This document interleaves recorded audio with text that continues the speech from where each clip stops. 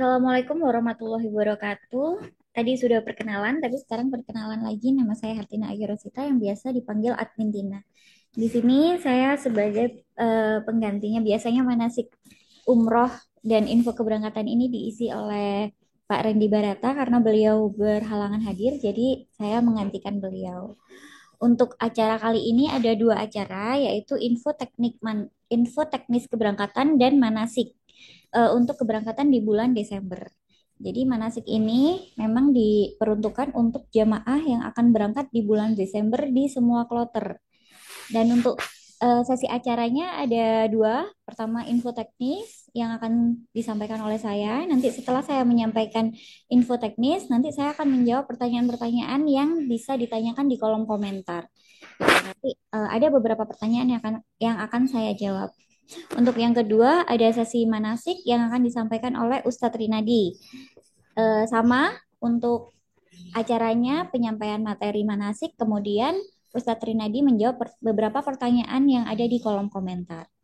Itu langsung aja. Untuk yang pertama ada info bagasi maskapai.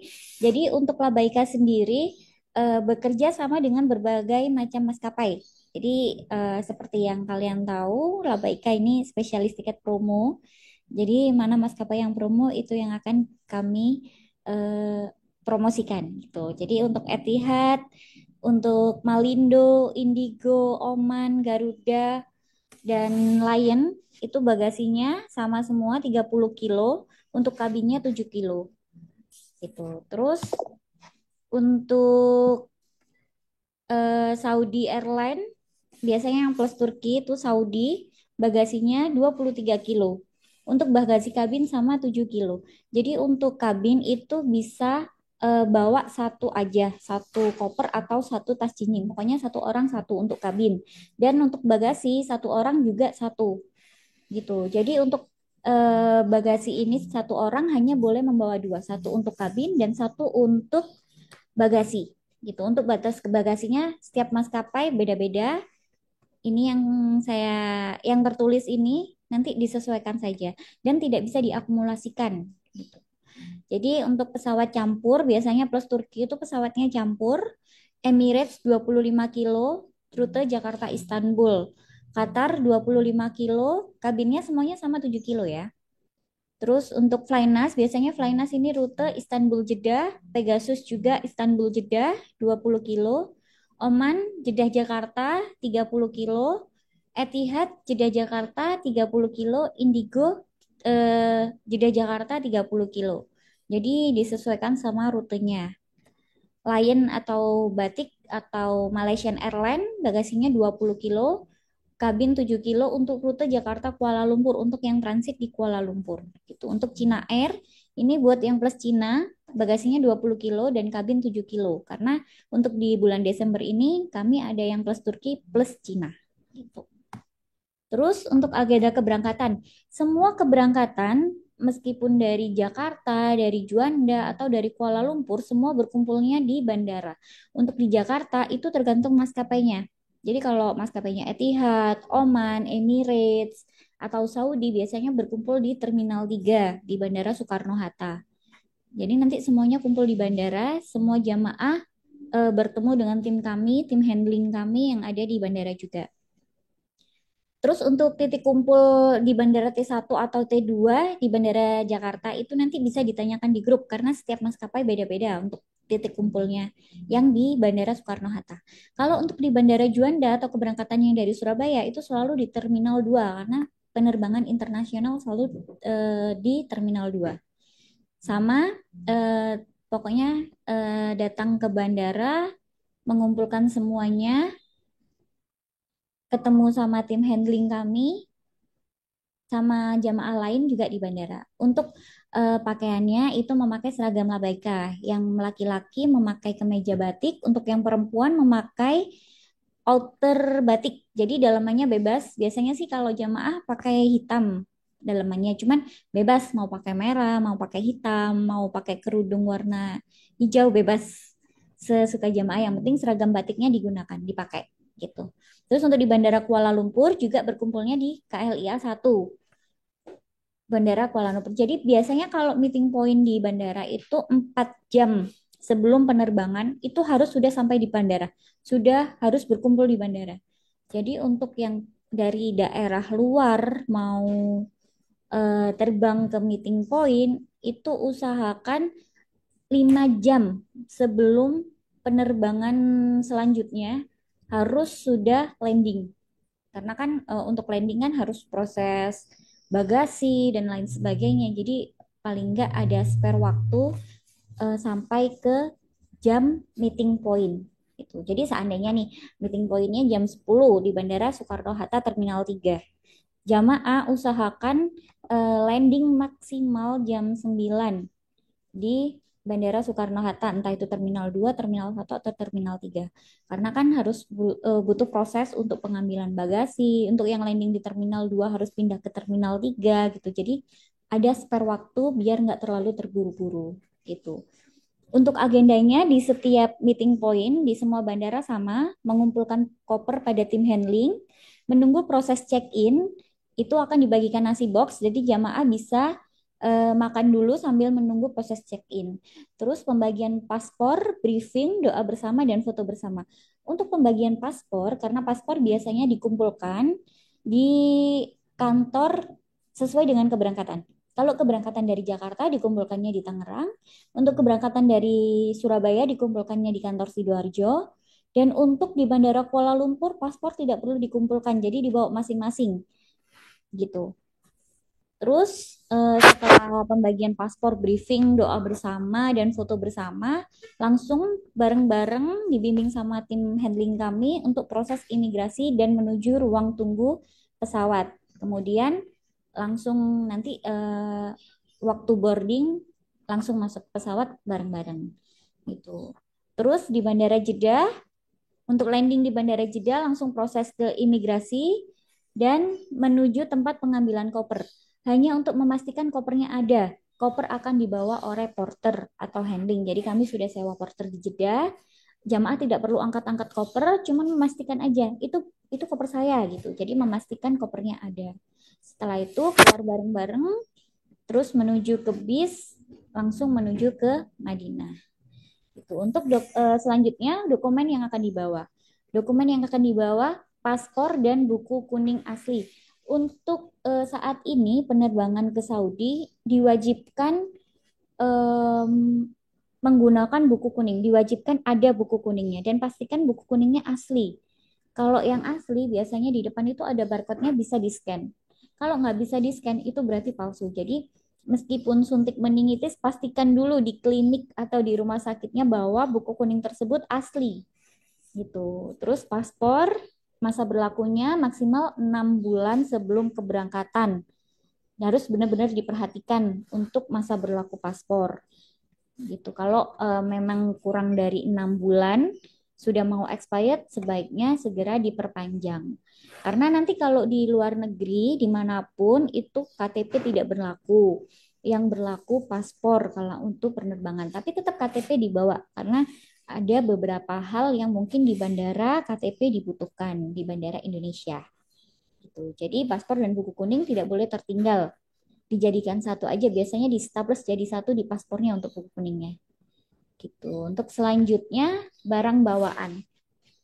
Nah, ini barang bawaan ini yang paling sering ditanyakan sama jamaah ya. Untuk barang bawaan bagi pria, kain ihram itu bisa ditaruh di koper. Untuk yang rutenya Madinah dulu bisa taruh di koper koper besar ya, koper bagasi. Tapi kalau yang rutenya Mekah dulu itu ditaruh di koper kabin atau digunakan saat terbang karena biasanya ambil mikotnya kan di atas pesawat. Nanti di dalam pesawat itu bisa ganti ikhrom gitu. Jadi kalau yang rutenya Madinah dulu bisa ditaruh di bagasi, kalau yang rutenya Mekah dulu itu ditaruh di kabin, di tas kabin. Itu untuk baju atau pakaian itu tidak perlu banyak-banyak karena di sana bisa mencuci atau ada laundry juga. Jadi untuk pria bisa 3 gamis, 3 setel gamis ya, gamis atau koko dan sarung, terus 4 kaos untuk rangkepan. Apa ya rangkepan itu biasanya bahasa Indonesianya? Terus ada dua celana atau sirwal, baju tidur juga dua aja udah cukup, pakaian dalam secukupnya, terus satu set pakaian hangat. Karena di Mekah, Madinah, Turki maupun di Cina sekarang lagi musim dingin, apalagi di Turki, di Cina itu lagi salju, lagi winter. Jadi pakaian hangat ini sangat amat dibutuhkan. Jadi bawa pakaian hangatnya yang lumayan banyak aja, sama kaos kaki juga bawa lumayan banyak karena kalau yang di Turki atau di Cina, kalau di Cina cuma 1 hari ya, kalau di Turki kan ada yang beberapa hari, ada yang sampai 6 hari, 7 hari. Itu kaos kakinya bawa lebih dari 4 kayaknya, soalnya kan kaos kaki rawan basah ya. Terus untuk laki-laki bawa 2 sarung cukup, handuk dan payung. Untuk handuk sebenarnya di hotel di Jeddah, maaf, di Madinah atau di Mekah itu menyediakan, tapi alangkah baiknya membawa sendiri karena biasanya mereka mengantarkan handuknya itu terlambat. Jadi ini kebanyakan jamaah, Mbak, handuknya kok belum diantar-antar gitu, daripada nunggu petugasnya ngantar handuk, mendingan bawa handuk sendiri-sendiri karena juga lebih lebih bersih kan kalau bawa sendiri-sendiri gitu.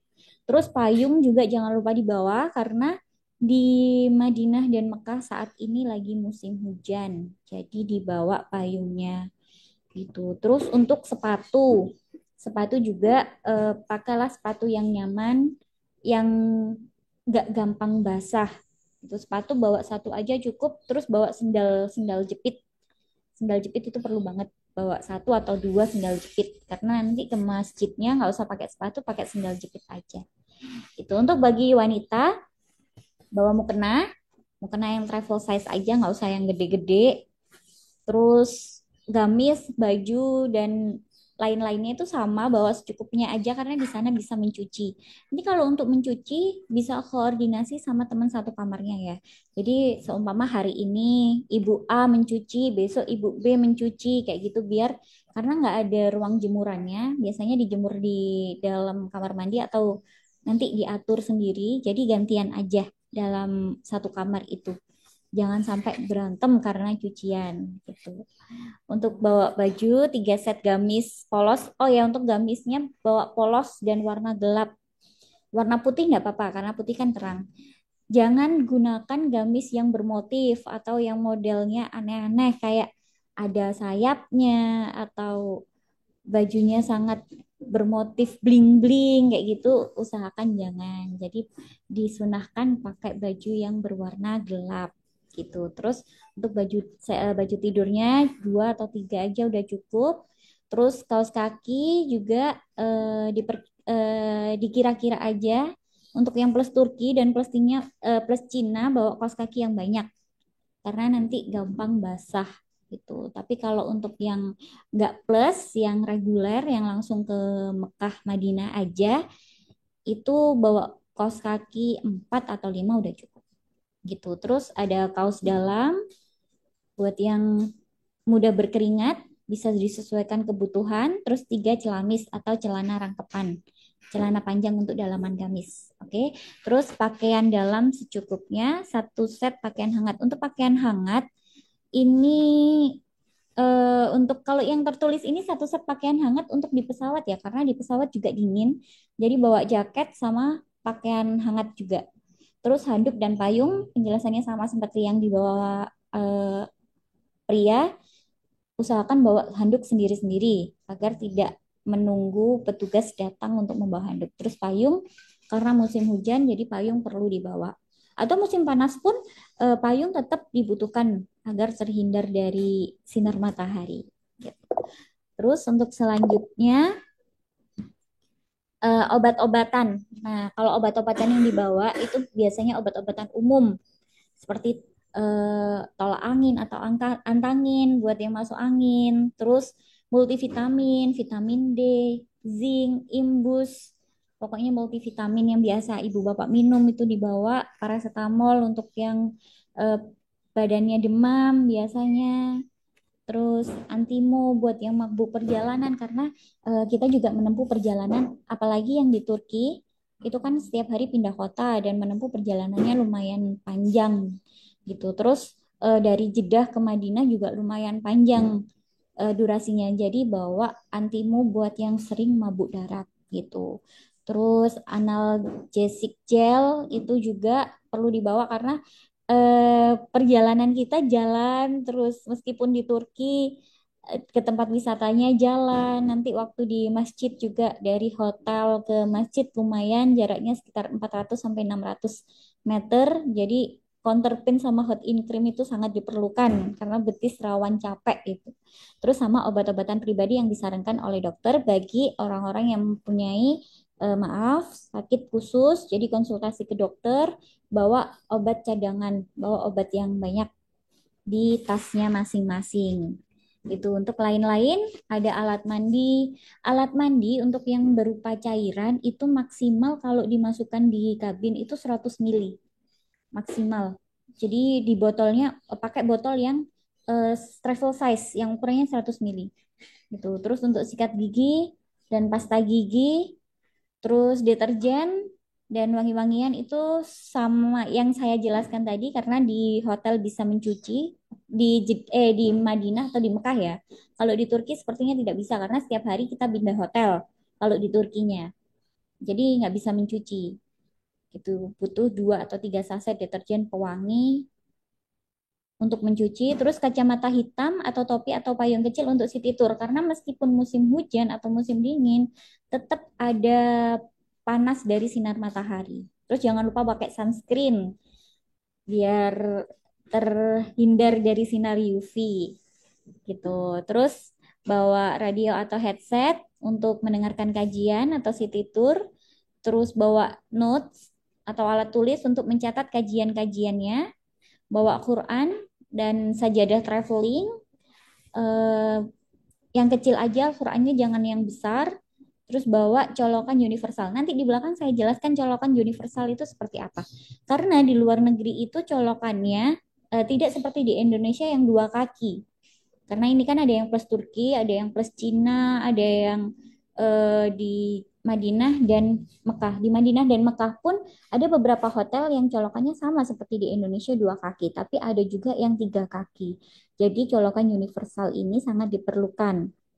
Terus untuk yang plus Turki dan Cina, jangan lupa pakaian hangat, jaket tebal, terus long john, topi winter, sarung tangan winter itu sangat diperlukan karena di sana lagi musim dingin, bersalju, suhunya bisa sampai minus. Kita aja yang di sini suhu 25 udah kedinginan, apalagi di sana yang bisa sampai minus derajatnya. Jadi diperhatikan betul untuk pakaiannya agar tidak mudah sakit. Karena kan kita kan manusia daerah tropis. Jadi kekuatan kekebalan tubuhnya beda dengan yang memang di daerahnya ada musim dingin gitu. Jadi jaket tebal itu nanti ditaruh di atas pesawat satu, disimpan di bagasi satu, bawa 2 aja cukup. Untuk baju tebal bawa yang banyak, long john, topi winter sama sarung tangan winter itu juga bawa beberapa aja taruh di bagasi. Itu untuk hotel di Madinah biasanya tidak tersedia kettle atau pemanas air. Pemanas air yang buat ini ya, buat minum ya. Bagi jamaah yang butuh air panas di kamar bisa dipersiapkan dari rumah. Air panas tersedia di resto. Jadi bawa termos kecil. Ada yang termos untuk traveling itu bisa dibawa. Ditaruh di kabin, taruh di bagasi aja, jangan taruh di kabin. Itu nanti tinggal kalau butuh air panas atau apalagi buat ibu-ibu yang bawa anak bayi yang butuh susu itu bawa termos ya, termos travel size ya. Nanti kalau butuh air panas tinggal minta ke restonya, terus bisa dibawa ke masjid atau ke hotel. Terus untuk selanjutnya jangan lupa bawa ini. Nah, ini karena kita orang Indonesia ya, lidahnya beda sama orang sana. Karena rasa masakan di sana dan rasa masakan di Indonesia beda, apalagi yang Turki dan Cina. Jadi Indonesia biasanya yang paling aman bawa saus-sausan seperti saus sambal, saus tomat, terus sambal-sambal saset atau sambal kemasan. Sekarang kan udah banyak banget itu sambal saset atau sambal kemasan. Atau biasanya bawa sambal pecel atau sambal apa ini namanya? Kering, kering, kering tempe atau abon. Pokoknya bawa makanan yang kering-kering yang sesuai dengan lidah orang Indonesia gitu. Biar di sana juga makannya berselera. Terus next ada barang elektronik yang wajib dibawa. Handphone itu wajib dibawa karena untuk keberangkatan, untuk apapun itu koordinasinya melalui WhatsApp. Jadi perlu handphone dan paket data. Untuk pakai datanya nanti nggak perlu beli kartu di sana. Jadi nanti ada beberapa provider yang sudah menyediakan paket roaming. Nanti kami jelaskan di belakang. Jadi wajib bawa handphone dan paket data. Terus kalau ada pertanyaan, Mbak, gimana kalau ibu saya ikut tapi ibu saya gaptek nggak bisa pakai handphone gitu. Ibunya ini dibilangin atau kalau anaknya ikut suruh ngintil anaknya aja yang bawa handphone. Jadi jangan sampai terlepas. Jadi setidaknya dalam satu kamar itu ada 2 atau 3 orang yang bawa handphone. Jadi untuk yang tidak membawa handphone harus ngintilin orang-orang yang bawa handphone biar gampang koordinasinya gitu. Dan handphonenya juga harus divisi pakai data ya, pakai roaming ya, biar WhatsApp juga bisa masuk gitu. Terus di sebelah kiri bawah itu ada colokan universal. Ada beberapa jenis colokan, ada yang kaki 3, ada yang kaki 2, ada yang pokoknya itu colokan universal. Jadi itu bisa menyesuaikan sesuai colokan yang ada di negara tersebut, di Turki maupun di Cina atau di Mekah Madinah gitu. Terus bawa extension kabel atau kabel olor biasanya kalau orang Jawa nyebutnya. Karena di hotel itu cuman tersedia beberapa aliran listrik, beberapa colokan aja. Jadi biasanya dalam satu kamar kan diisi 4 sampai 5 orang. Kadang satu orang ada 2 perangkat, 3 perangkat, butuh di charge, terus belum lagi kalau butuh lain-lain, nanti rebutan colokannya. Jadi lebih baik bawa extension kabel atau kabel olor biar tidak rebutan gitu. Terus selanjutnya penentuan penempatan barang bawaan. Untuk penempatan barang bawaan di tas jinjing kabin, tas jinjing kabin atau koper kabin yang beroda ya. Koper yang beroda itu di beberapa maskapai diperbolehkan, ada yang tidak diperbolehkan gitu. Untuk yang koper kabin atau tas jinjing kabin itu cairan maksimal 100 mili, power bank maksimal 20.000 mAh, laptop barang elektronik yang mengandung baterai tapi baterainya harus dilepas, terus baterai dan pakaian. Jadi untuk tas dinding kabin itu diisi itu. Untuk yang transit di Singapura, karena nanti nginep di Singapurnya 1 hari, tapi bagasi tidak keluar, jadi usahakan bawa eh, barang kayak seperti pakaian, alat mandi, itu ditaruh di tas jinjing kabin aja. Tapi pakaian untuk 1 hari aja ya, jangan semua pakaian. Pokoknya barang yang dipakai buat di Singapura itu taruh di tas jinjing kabin dan maksimal 7 kilo, jangan lebih dari 7 kilo. Untuk koper maksimal size-nya 20 inch, jadi jangan lebih dari itu. Jadi untuk berat juga harus diperhatikan meskipun tas jinjing. Untuk koper bagasi itu pakaian, gunting makanan, obat-obatan, peralatan mandi, mini rice cooker. Tapi saya rasa kalau keberangkatan ini nggak ada yang keberangkatan durasi panjang ya, kayak durasi yang 30 hari, 20 hari nggak ada. Jadi mini rice cooker sama beras ini nggak perlu dibawa.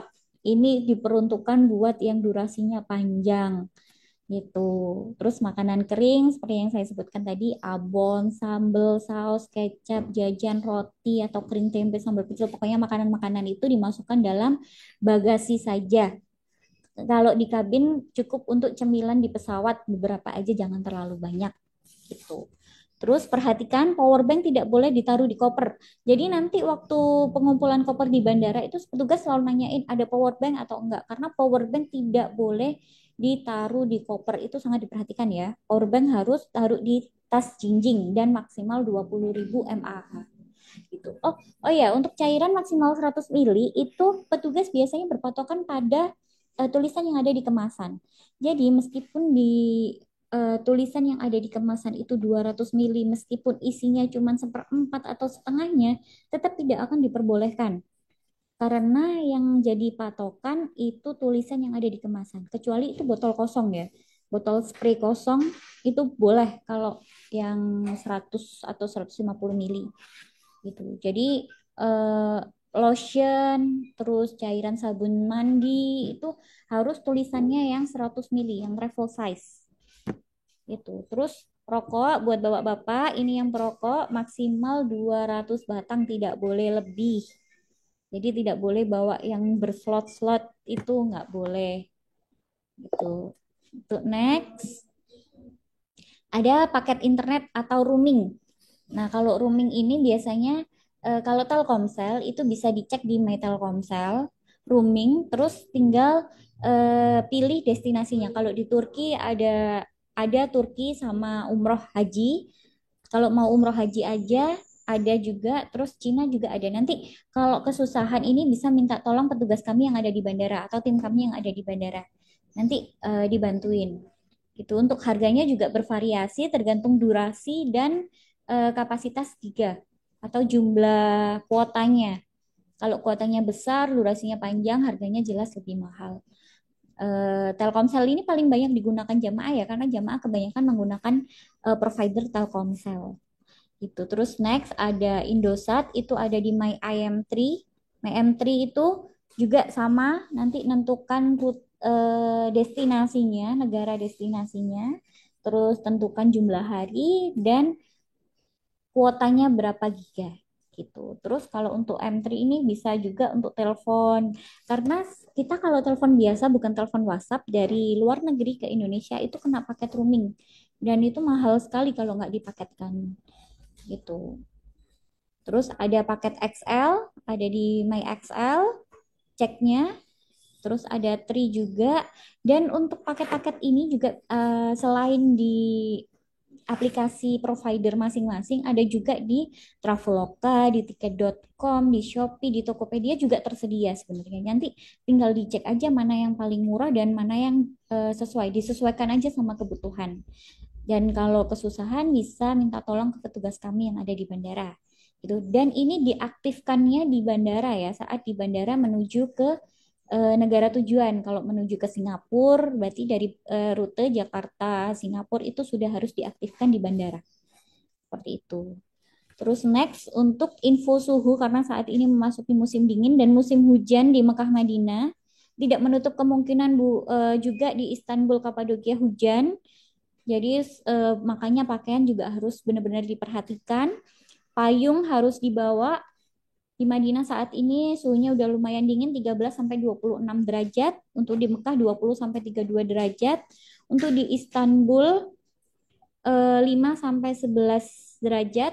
Kapadokia minus minus 4 sampai 6 derajat. Di Beijing juga 0 sampai 7 derajat. Ini udah memasuki winter. Dan kalau lagi beruntung di Istanbul, di Kapadokia, di Beijing itu juga bisa turun salju kalau lagi beruntung. Jadi makanya bawa topi winter, bawa jaket tebal, bawa sarung tangan, terus kaos kaki yang tebal, terus sepatu juga sepatu yang untuk winter ya, sepatu yang tidak mudah basah.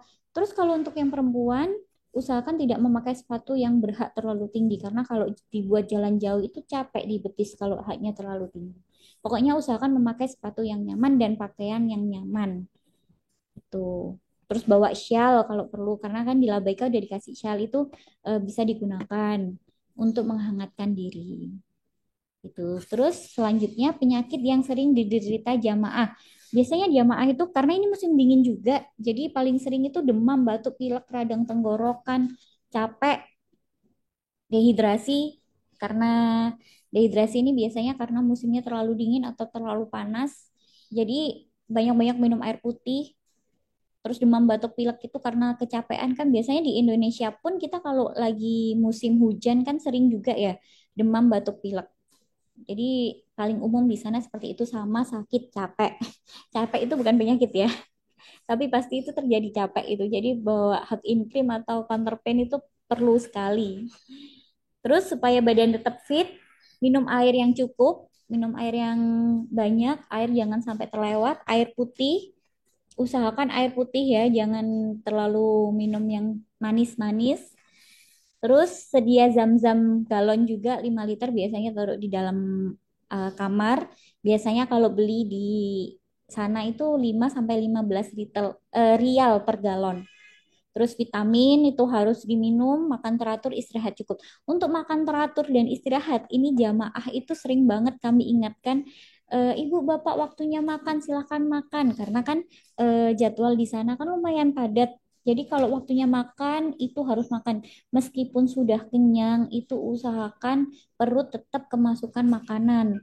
Jadi meskipun lagi nggak enak badan atau nggak nafsu makan, tetap harus perut terisi. Jadi makan itu wajib hukumnya kalau di sana biar badan tetap fit. Terus istirahat cukup, kalau disuruh istirahat istirahat, apalagi biasanya yang di Turki atau di Cina, di Ibu waktunya istirahat istirahat aja ya, nggak boleh keluyuran. Jadi kalau waktunya istirahat digunakan sebaik mungkin karena jadwal selanjutnya itu masih padat. Jadi kalau waktunya istirahat istirahat gitu. Makan juga harus waktunya makan makan. Kalau makanan jangan khawatir, sehari 3 kali kami selalu bagi-bagi makanan juga kadang di bus. Jadi insya Allah nggak akan kekurangan untuk makan. Untuk next, ada uang saku. Ini yang paling sering ditanyakan jamaah. Karena untuk rute yang kali ini ada yang plus Turki, ada yang plus Singapura, ada yang plus Cina juga, plus Turki Cina. Ada yang plus Dubai juga. Kalau untuk di Turki itu yang berlaku lira, euro, dan USD. Untuk yang di Cina itu yuan atau CNY, tapi tidak tertulis di sini. Nanti bisa diinfokan di grup ya. Untuk yang plus Singapura itu Singapura dolar. Jadi tukar uang secukupnya saja karena untuk yang di Cina kan cuma sehari aja. Tidak tukar uang pun nggak masalah. Jadi secukupnya aja nanti. Terus kalau untuk yang di Singapura itu juga cuma 1 hari. Jadi $50 Singapura kayaknya cukup tergantung jajannya ibu bapak ya. Terus untuk yang di Saudi rial atau rupiah. Biasanya kalau kita bisa transaksi di Saudi itu pakai rupiah. Cuman kursnya ngawur dan yang berlaku biasanya cuma 100.000 sama 50.000 aja. Jadi mereka itu berapapun harganya, nanti kalau kita bayar 100, seandainya nih harganya kalau dirupiahkan cuma 20.000 rupiah. Tapi kita bayarnya pakai uang 100.000. Biasanya nggak dikembalikan uangnya, kembaliannya. Jadi lebih baik bawa rial atau bawa dolar. Tapi lebih baik sih bawa rial gitu. Rupiah berlaku. Cuman kalau di Turki, di Singapura, di Cina itu rupiah tidak berlaku. Jadi harus bawa uang dari negara masing-masing gitu. Catatan, untuk tarik tunai bisa menggunakan ATM yang berlogo Mastercard atau Visa seperti gambar yang ada di kiri bawah. Ada logo Mastercard, ada logo Visa. Itu pakai ATM apapun, BNI, BCA, BRI, Mandiri, apapun bisa asal pakai logo Mastercard atau Visa. Bisa tarik tunai di sana.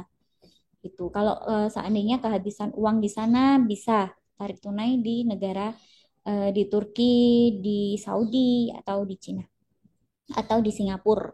Terus biaya tarik tunai rata-rata sekali tarik tunai itu 25.000 sekali tarik. Jadi berapapun yang ditarik itu sekali tariknya 25.000. Terus jangan tarik tunai di bandara karena kursnya jelek. Biasanya kalau di bandara kan banyak ATM tuh, ATM bank-bank swasta. Jadi kursnya itu kalau tarik di bandara jelek. Jadi usahakan tarik cari bank-bank pemerintah kalau yang tarik tunai gitu. Terus persiapan di Turki bisa menggunakan USD. Untuk uang sakunya bisa 450 USD sampai 1000 USD. Atau nanti bisa konsultasi sama admin masing-masing kalau untuk uang saku. Itu kalau untuk yang umroh 500 sampai 1.500 SAR itu sudah cukup karena sebenarnya kan semuanya juga sudah di, kalau yang di ini ya di Mekah Madinah semuanya sudah ditanggung sama travel, tinggal keperluan masing-masing aja yang harus mengeluarkan uang masing-masing kayak jajan atau pengen beli oleh-oleh gitu. Tapi kalau untuk di Turki ada beberapa hal yang memang berbayar, seperti toilet itu berbayar kalau di Turki.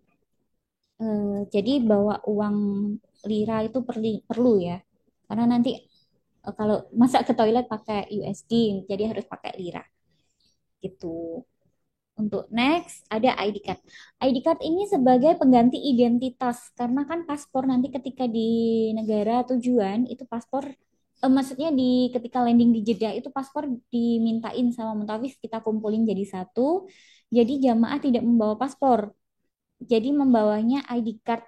ID card ini sudah tersistem di Sisko Patuh dan ada nama tour leadernya, nama mutawifnya, nama hotelnya, dan nama travel serta kontak travelnya. Jadi nanti seandainya ya semoga tidak terjadi oleh ibu bapak, seandainya nanti tersesat di masjid di Mekah atau di Madinah, bisa tunjukkan ID card ini ke petugas di sana. Nanti petugasnya biasanya menghubungi mutawif atau tour leader atau mengarahkan kita ke hotelnya karena ada nama hotel kan di belakang ini. Terus untuk ID card ini jangan sampai hilang. Kemanapun harus dibawa untuk di Mekah dan Madinah. Sekalipun itu city tour, itu ke kamar mandi, mau sholat, itu harus dibawa. Karena ID card itu sebagai pengganti identitas. Jadi harus dibawa kemana-mana, harus dikalungkan, jangan sampai hilang. Satu-satunya identitas yang berlaku di Arab Saudi itu cuman ID card saja. Jadi harus diperhatikan, jangan sampai hilang untuk ID card. Untuk selanjutnya ada informasi mobil Golf untuk yang tawaf dan sa'i di sana. Kalau dulu kan ada yang kayak skuter yang satu orang bisa satu skuter. Sekarang sudah tidak ada. Sekarang adanya kayak mobil Golf ini. Satu orang bisa satu mobil bisa diisi dua orang. Untuk harganya tawaf 50 rial, sa'i 50 rial. Gitu. Kalau untuk tawaf sa'i tinggal dijumlahkan aja. Ini digunakan untuk yang jamaah yang berhalangan, yang tidak bisa jalan kaki atau yang sakit bisa pakai ini itu. Tapi kalau bisa pakai jalan kaki saja. Terus selanjutnya jika jamaah sakit, kan ibu waktu pelunasan, ibu bapak kan waktu pelunasan dimintain uang untuk asuransi 350 ribu ya. Nah, untuk asuransi ini, untuk di Saudi, ada dua asuransi yang digunakan. Asuransi yang diterbitkan oleh Saudi dan asuransi yang diterbitkan oleh perusahaan di Indonesia yang sudah bekerja sama dengan travel untuk di Saudi. Jika jamaah sakit saat di Saudi, itu gratis jika dirawat di rumah sakit pemerintah. Biasanya kalau sakit, laporan sama mutawif sama tour leader kan, sama mutawif sama tour leader itu dibawa ke rumah sakit pemerintah dan berbayar jika dirawat di klinik swasta. Namun setelah selesai perawatan bisa mengajukan klaim asuransi. Artinya jamaah bayar dulu ke klinik swasta. Tapi nanti setelah dapat invoice dan dapat keterangan diagnosisnya itu bisa diklaimkan ke asuransi. Untuk jumlah approval asuransinya itu setiap kondisi beda-beda ya, tergantung kondisinya. Itu tergantung asuransinya mau approval berapa rupiah gitu. Terus biasanya jika jamaah sakit saat di negara lain selain Saudi, biaya perawatan bisa diklaim asuransi, tapi jamaah bayar dulu. Cuman maksimal maksimal nominalnya ada 100 juta, tergantung approvalnya dari pihak asuransi. Cuman prosesnya, jadi jamaah bayar dulu ke rumah sakit, lalu diajukan ke asuransi asal ada kwitansi atau invoice dan ada keterangan diagnosis dari rumah sakit tersebut gitu. Untuk alurnya ini jamaah bayar dulu ke rumah sakit lalu kita ajukan klaim ke asuransi. Jika biaya pengobatan melebihi batas maksimal asuransi maka akan dibebankan ke jamaah. Seandainya semoga aja sehat semua, nggak terjadi di jamaah-jamaah kita, amin. Jadi seandainya jamaah sakit terus ke rumah sakit, biaya yang dikeluarkan untuk rumah sakit tersebut sekitar 30 juta. Jadi jamaah membayar 30 juta. Terus setelah itu kita klaimkan ke asuransi, ternyata asuransi hanya approval 25 juta. Jadi yang 5 juta selisihnya ini tanggung jawab jamaah. Jadi dibebankan ke jamaah. Jamaah sendiri yang bayar untuk 5 jutanya. Gitu. Terus untuk biaya yang timbul termasuk transportasi, jika jamaah sakit, tanggung jawab jamaah beserta keluarga. Tugas travel sebatas membantu proses klaim ke asuransi. Jadi untuk transportasi ke rumah sakitnya, terus kalau butuh orang buat jaga itu kan harus bayar juga, itu nanti tanggung jawab jamaah dan keluarga gitu, karena travel hanya membantu proses klaim ke asuransi saja. Next, jika jamaah meninggal dunia saat di Saudi, maka akan dimakamkan di Saudi. Jadi ini sudah sering terjadi di saudara-saudara kita ketika di Saudi, jamaah sakit terus meninggal dunia atau tiba-tiba meninggal, biasanya memang dimakamkan di sana. Terus untuk biaya yang timbul menjadi tanggung jawab jamaah dan keluarga. Jadi kita bantu proses pemakamannya dan lain-lainnya. Terus untuk kalau kalau ada biaya yang keluar itu tanggung jawab jamaah, tapi biasanya sih tidak ada biaya itu, cuma tergantung nanti di sananya. Tugas travel melakukan pendampingan proses pemakaman dan membantu klaim asuransi. Tugas travel hanya sebatas itu saja. Jika jamaah meninggal di negara lain selain Saudi, maka jenazah akan dipulangkan ke Indonesia. Dan ketika kepulangan jenazah itu kan pakai pesawat. Untuk biaya pesawatnya, biaya transportasinya itu maaf, keluarga jamaah yang menanggung. Semua biaya yang timbul ditanggung oleh pihak keluarga jamaah yang meninggal dunia. Tugas travel menghubungi pihak terkait untuk memudahkan proses kepulangan beserta klaim ke pihak asuransi. Tetap nanti asuransi akan bisa diklaim, dan balik lagi jumlah yang keluar juga tergantung sama approval asuransinya. Next. Terima kasih, selesai sudah untuk atau info-info teknik saat ini. Terus kami membuka sesi pertanyaan. Jadi kami jawab beberapa pertanyaan yang ada di kolom komentar. Untuk beberapa pertanyaan aja yang akan saya jawab ya.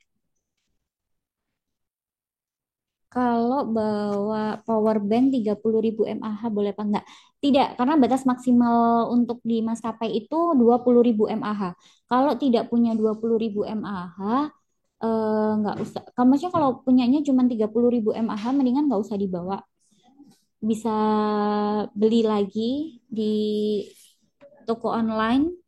Pokoknya maksimal 20.000 mAh, tidak diperbolehkan melebihi itu. Dan power bank itu harus yang ada tulisannya, ada keterangannya 20.000 mAh. Kalau power bank yang polosan biasanya tulisannya kan hilang, itu biasanya tidak diizinkan gitu. Terus untuk koper, untuk maskapai apa yang tidak diizinkan koper beroda? Oh, koper kabin itu biasanya SP, itu tidak diizinkan koper beroda.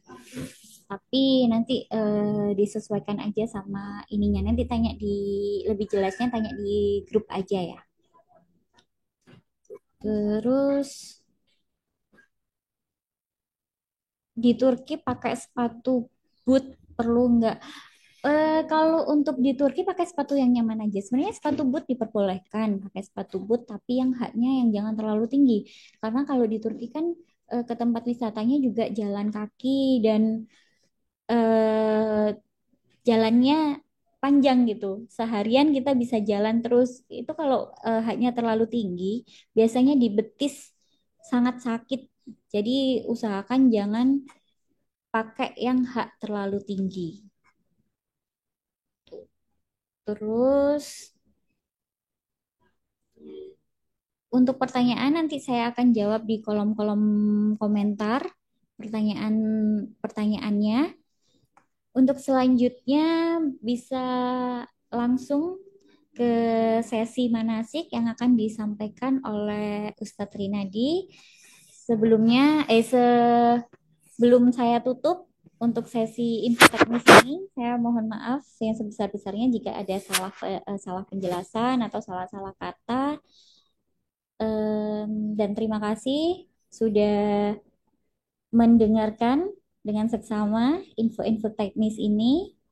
Nanti untuk pertanyaan-pertanyaannya akan saya jawab di kolom komentar.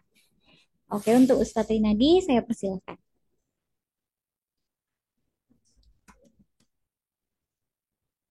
Bismillah,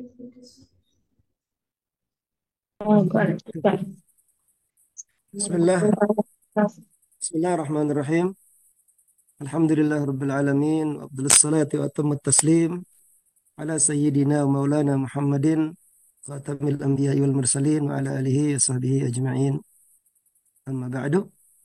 Allah Ta'ala fil Quranil Karim. Ba'da a'udhu billahi minasyaitanir rajim.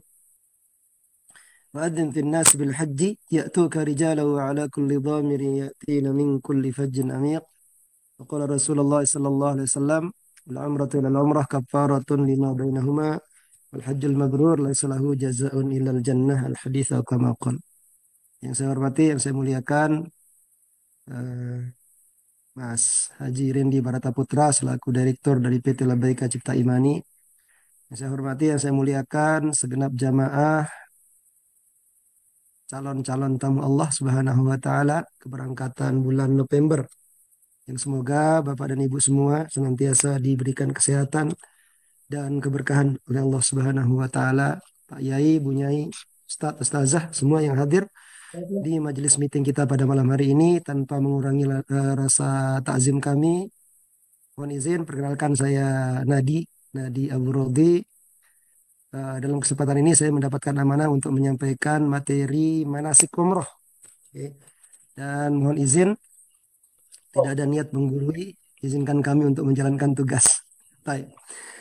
Eh, Bapak dan Ibu yang saya muliakan, kita mulai saja dengan mengucapkan Bismillahirrahmanirrahim.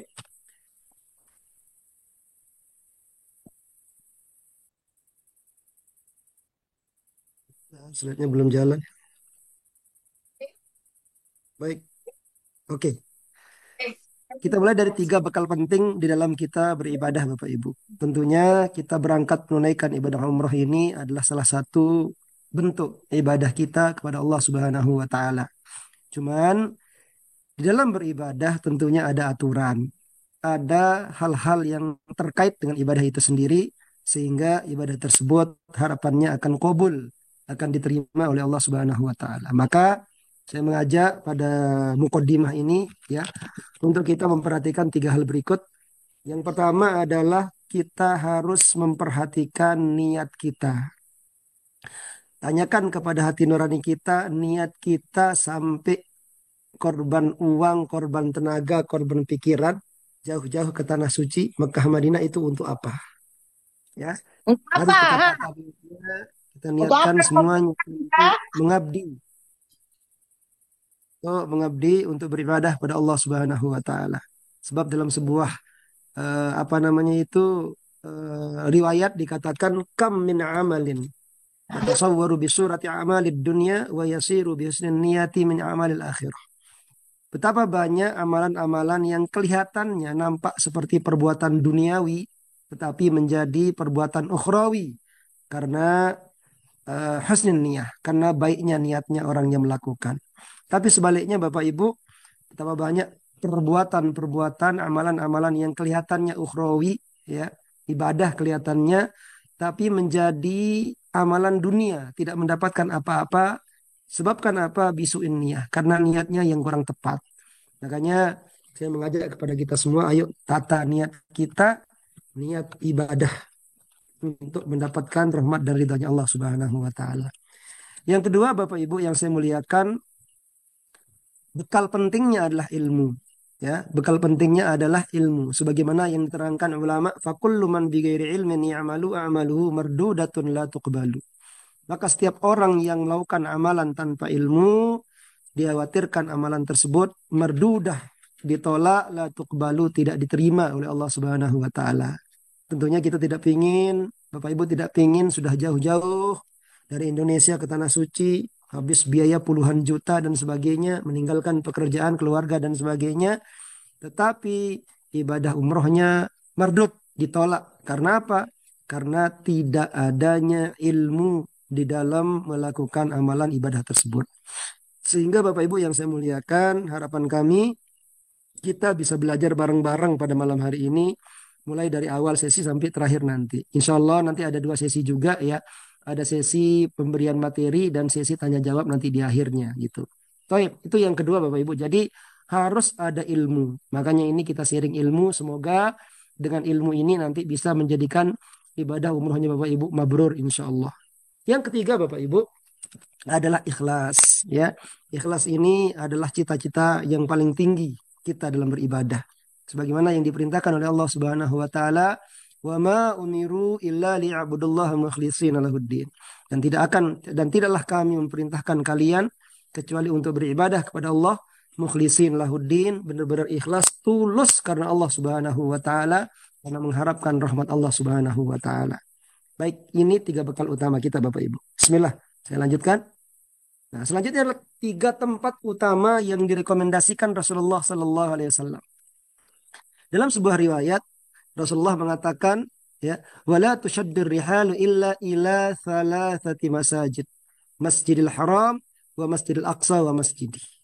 Kata Rasulullah, dan janganlah kalian berpayah-payah di dalam melakukan safar, di dalam melakukan rihlah, kecuali ketiga tempat. Di mana saja tiga tempat tersebut? Yang pertama adalah Masjidil Haram. Yang kedua Masjidil Aqsa. Dan yang ketiga adalah masjidi, kata Rasulullah. Masjidi itu maksudnya masjidku ini. Pertanyaannya Bapak Ibu yang saya muliakan, kenapa Rasulullah begitu sangat merekomendasikan tiga tempat ini? Ya, ternyata salah satu sebabnya adalah karena tiga tempat ini istimewa. Istimewanya apa? Istimewanya adalah ganjarannya yang sangat besar tatkala kita bisa melaksanakan ibadah di tiga tempat ini. Kita mulai dari salah satu riwayat Rasulullah SAW, hadis Rasulullah yang mengatakan, "Salatun fi masjidi afdalu min alfi salatin fi masiwah." Satu salat yang dilaksanakan di masjidku ini, kata Rasulullah, maksudnya Masjid Nabawi yang ada di Madinah ya Bapak Ibu ya. Itu pahalanya afdalu min alfi salatin fi masiwah. Lebih afdal daripada 1.000 kali salat di tempat lain. Lebih dari 1.000, berarti bisa 1.100, 1.500, 1.700, 1.900 dan sebagainya. Itu pahala orang yang melaksanakan sholat sekali saja di Masjid Nabawi. Kemudian lanjutnya Rasulullah mengatakan, ilal Masjidil Haram, kecuali Masjidil Haram, kata Rasulullah. Bagaimana dengan Masjidil Haram? Masjidil Haram malah lebih luar biasa lagi. Beliau mengatakan Masjidil Haram kalau kita sholat di sana itu pahalanya afdalu min mi'ati alfi sholatin fi masiwah. Lebih afdal dari 100.000 kali sholat di tempat lain. Coba bayangkan. Ya, ada orang di Indonesia umur sampai 70 tahun saja. Kalau dihitung kalinya dia sholat, yang sholatnya tersebut sholat beneran, itu tidak sampai 100.000 kali mungkin. Kira-kira begitu ya. Nah, itu bisa kita salib hanya dengan melaksanakan sholat sekali di masjid-masjid yang dimuliakan Allah Subhanahu wa taala ini. Bapak Ibu yang saya muliakan, kemudian yang ketiga adalah Masjid Al-Aqsa. Insyaallah nanti ada di antara malam hari ini yang ikut manasik itu umrohnya umroh plus Aqsa.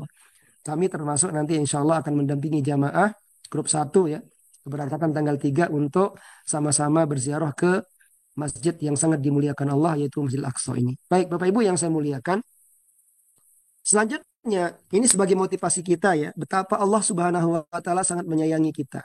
Jadi ibaratnya kita itu pahalanya sangat sedikit, ganjarannya sedikit, amalnya sedikit. Amal kita sedikit, sementara umur kita sisanya tinggal sedikit. Saking sayangnya Allah Subhanahu wa taala kepada saya dan Bapak Ibu, sehingga Allah Subhanahu wa taala kemudian mentakdirkan saya dan Bapak Ibu semua untuk bisa mempercepat, melipat gandakan amalan pahalanya, melipat gandakan ganjarannya, melipat gandakan timbangan amalnya, ya, agar nanti amal kita, walaupun mungkin umur kita hanya sekian puluh tahun, sama seperti orang yang berumur ratusan tahun. Kok bisa? Karena kita sudah melakukan ibadah yang ibadah tersebut ibadah percepatan. Dengan apa? Dengan melaksanakan ibadah di tiga masjid tadi.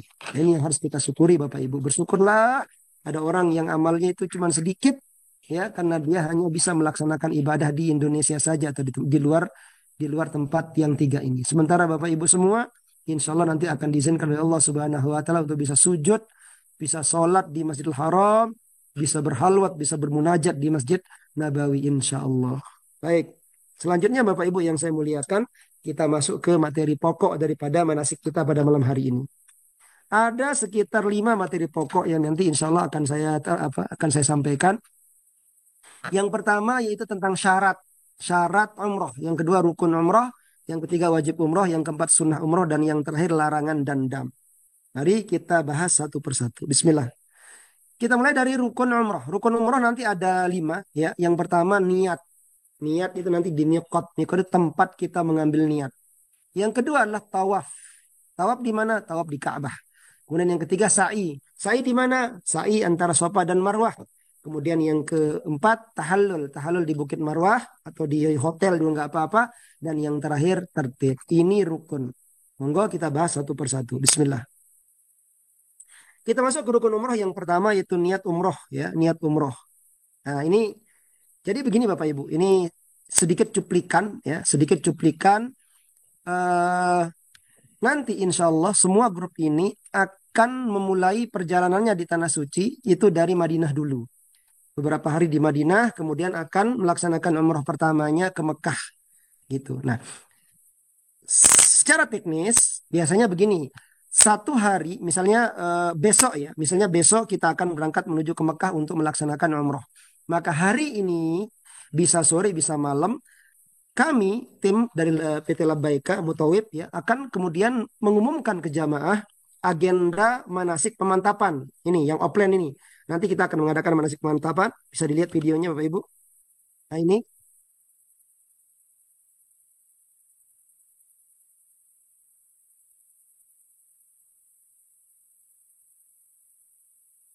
ya ini cuplikan saja Bapak Ibu ya. Jadi nanti kita akan berkumpul seperti ini untuk pembekalan manasiknya. Nanti kita akan memberikan apa namanya itu menyampaikan bagaimana teknis keberangkatan kita menuju ke Mekah sampai dengan semua hal-hal yang terkait rukun-rukun daripada ibadah umroh. Baik, Bapak Ibu yang saya muliakan, jadi secara teknis nanti begini, di manasik yang tadi ya kita akan memberikan membriefing jamaah apa yang harus dilakukan mulai dari malam harinya sampai besok paginya. Ya, jadi malam sampai besok pagi para jamaah semua eh, kemas-kemas, udah persiapan karena kita sudah meninggalkan Madinah, kita akan menuju ke Mekah ya.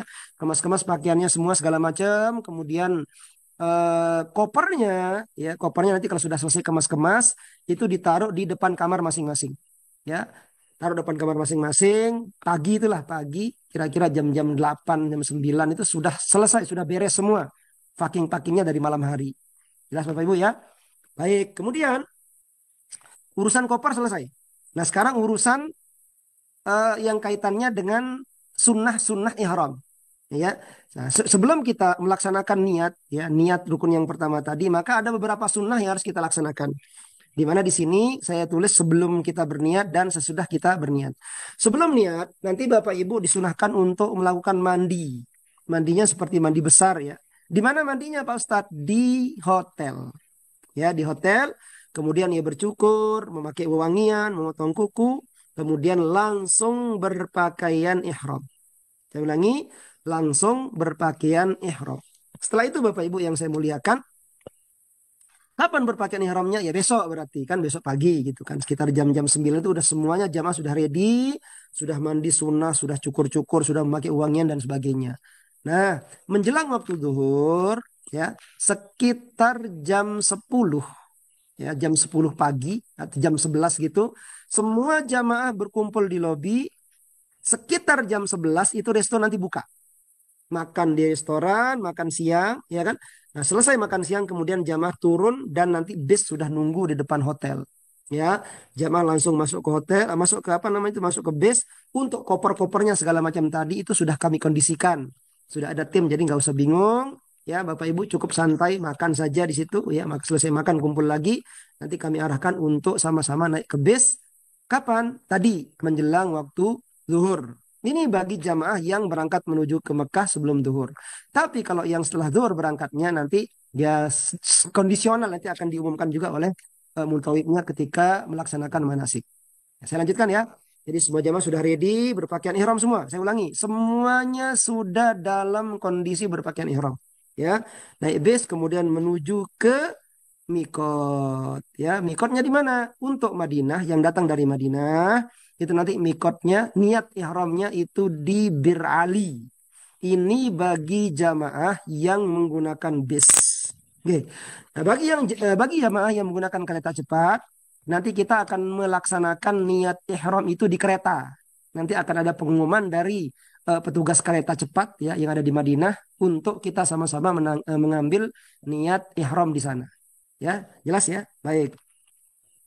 Nah ini niat umroh. Jadi ini urutannya Bapak Ibu. Jadi persiapan dari Madinah, semua jamaah sudah dalam keadaan berpakaian ihram, sholat berjamaah duhur, langsung dijamak takdim. Nah, jadi nanti Bapak Ibu dari hotel kan tadi sebelum duhur kan, ya kan? Sebelum duhur, kemudian setelah itu selesai makan kita menuju ke Bir Ali. Ya di Bir Ali nanti kita kumpul dulu di sana. Saya briefing segala macam di briefing oleh mutawifnya. Kemudian jamaah sholat sunnah tahiyatul masjid, kemudian sholat sunnah ihram dan berdoa.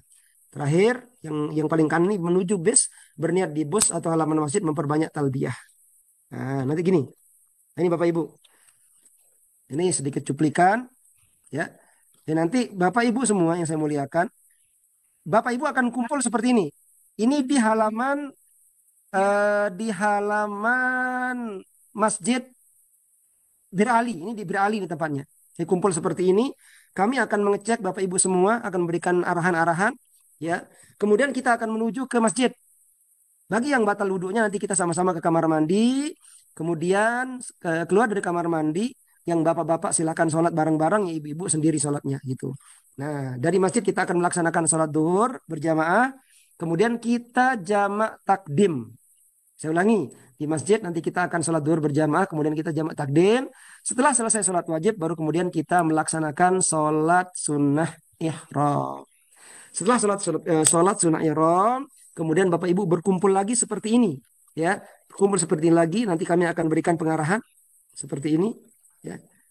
Nah, setelah itu selesai berniat, baru kita menuju ke base untuk melanjutkan perjalanan ke Makkah Al-Mukarramah. Nah, ini untuk niat ihramnya Bapak Ibu ya. Niat ihramnya bacaan setelah niat. Ini niat ihram plus bacaan setelah niat. Bismillahirrahmanirrahim. Ini Bapak Ibu silahkan ikuti nggak apa-apa ya. Tapi nggak harus menghidupkan mikrofonnya karena nanti jadi rame. Jadi ini niatnya. Ini lapas niatnya. Saya ulangi. Ini lapas niatnya. Nah, dilapaskan. Dan jangan lupa Bapak Ibu ini yang paling penting. Ya, tidak yang namanya niat itu harus juga dibarengi dengan hati kita. Jadi yuk kita lapaskan dalam hati kita juga ikut mengucapkannya. Apa bunyinya? Nawaitul umrata wa ahramtu biha lillahi ta'ala. Saya ulangi, nawaitul umrata wa ahramtu biha lillahi ta'ala. Dalam hati kita menggunakan apa namanya itu lapas niat ini. Kok misalnya kita tidak bisa berbahasa Arab, bisa menggunakan bahasa Indonesia. Saya niat umroh dengan berihram karena Allah Ta'ala. Kemudian dilanjutkan doa, fa'in habasani habisun, famahilli hayitu habastani. Allah, tempat tahalulku di mana saja engkau menahanku. Nah, seperti itu Bapak Ibu ya. Jadi berniat, setelah berniat, kapan berniatnya? Tadi, pas kumpulan tadi. Nih, niatnya di sini. Ya, saya ulangi, ini niatnya di sini bareng-bareng. Setelah itu kita berangkat menuju ke base bersama-sama. Oke. Nah, sebelum berniat biasanya kami tim Mutawif nanti akan mengecek jamaah, dicek Biar satu persatu, biar naik dulu nggak mau juga ya. dicek satu persatu seperti ini. Itu udah 3 kali.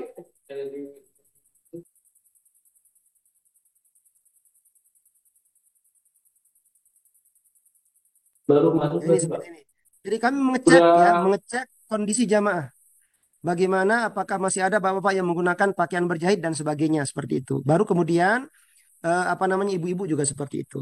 Baik jamaah semuanya yang saya muliakan. Nah, setelah itu kita nanti memperbanyak membaca talbiyah.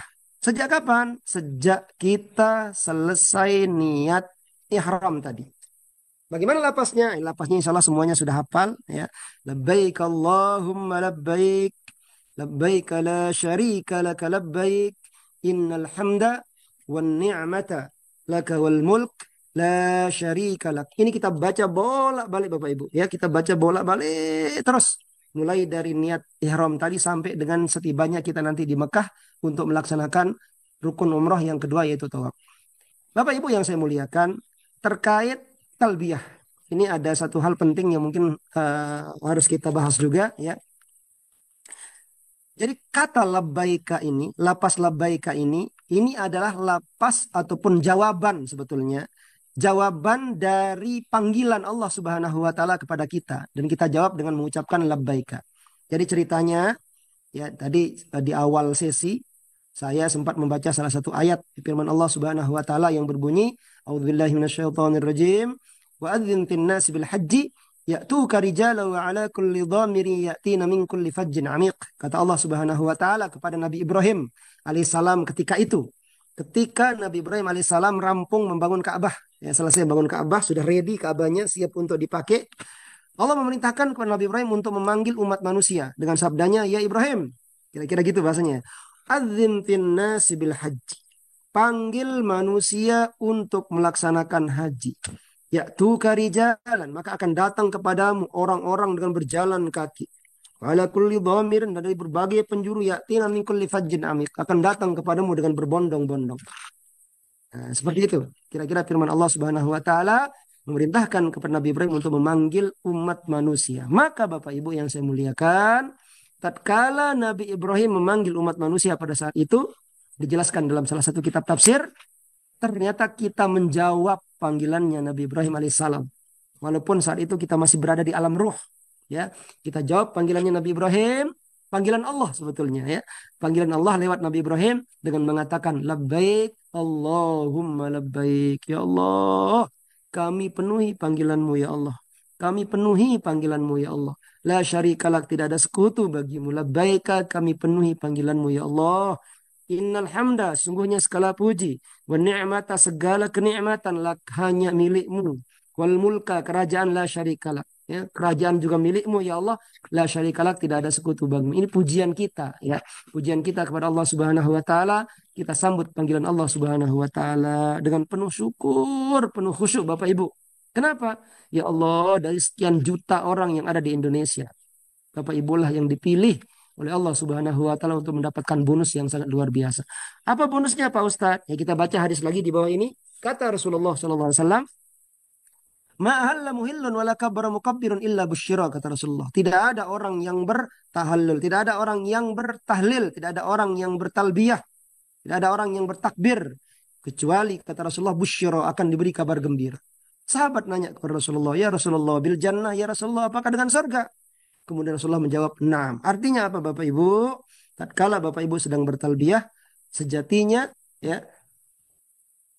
kita sedang menjawab panggilan Allah Subhanahu wa taala dan kita dijanjikan oleh Allah Subhanahu wa taala untuk mendapatkan surganya. Allah. Dalam riwayat lain Bapak Ibu, Rasulullah bersabda yang artinya tidak ada balasan bagi orang yang berihram, yang senantiasa bertalbiyah sampai matahari terbenam, kecuali dihapuskan dosa-dosanya dan dia pulang tanpa membawa dosa seperti anak yang baru lahir. Ini loh Bapak Ibu yang saya muliakan. Jadi pahala yang begitu besar bagi mereka-mereka yang bertalbiyah. Makanya nanti Bapak Ibu, ini ingat-ingat ya pesan kami, mulai dari niat, ya, mulai dari niat, Bapak Ibu sampaikan ke keluarganya, sampaikan ke sanak saudaranya, sampaikan ke klien dan sebagainya untuk jangan menghubungi saya dulu selama saya melaksanakan umrah ini, selama perjalanan ke Makkah. HP-nya bisa di-silent ya, karena adab kita kepada Allah Subhanahu wa taala sambil di sepanjang perjalanan kita bertalbiyah. Ya, kita bertalbiyah, kita terima kasih kepada Allah Subhanahu wa taala, menangis silahkan menangis. Ucapkan syukur kita kepada Allah Subhanahu wa taala. Sebab apa? Saat itu dosa-dosa kita diampuni oleh Allah Subhanahu wa taala, bahkan kata Rasulullah seperti anak kecil yang baru lahir. Ya Allah, nikmat apalagi yang kita tidak bisa lihat betapa sayangnya Allah Subhanahu wa taala kepada kita. Baik, Bapak Ibu yang saya muliakan, nanti ketika bertalbiyah, Bapak disunahkan menggunakan suara lantang, Ibu-ibu dengan suara biasa saja, seperti itu. Baik.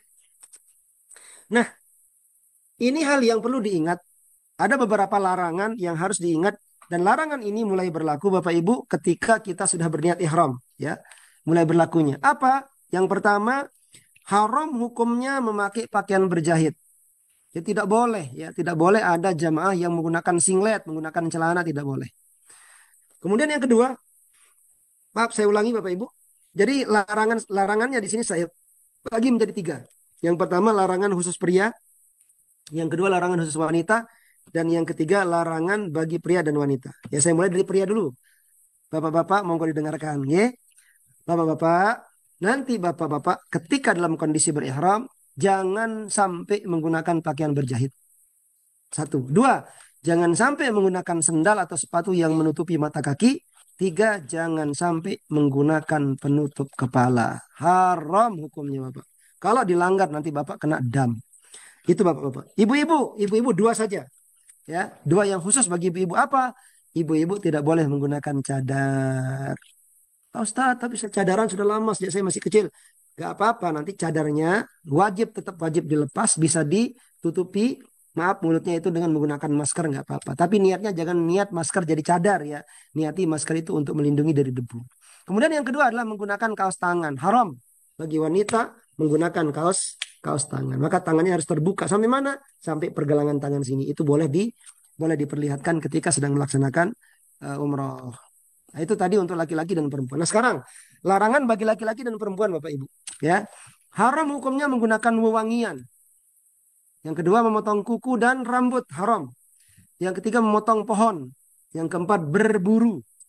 Selanjutnya meminang, melamar orang. Nah, yang jomblo-jomblo mungkin ya, bikin melamaran di sana itu tidak boleh. Haram hukumnya.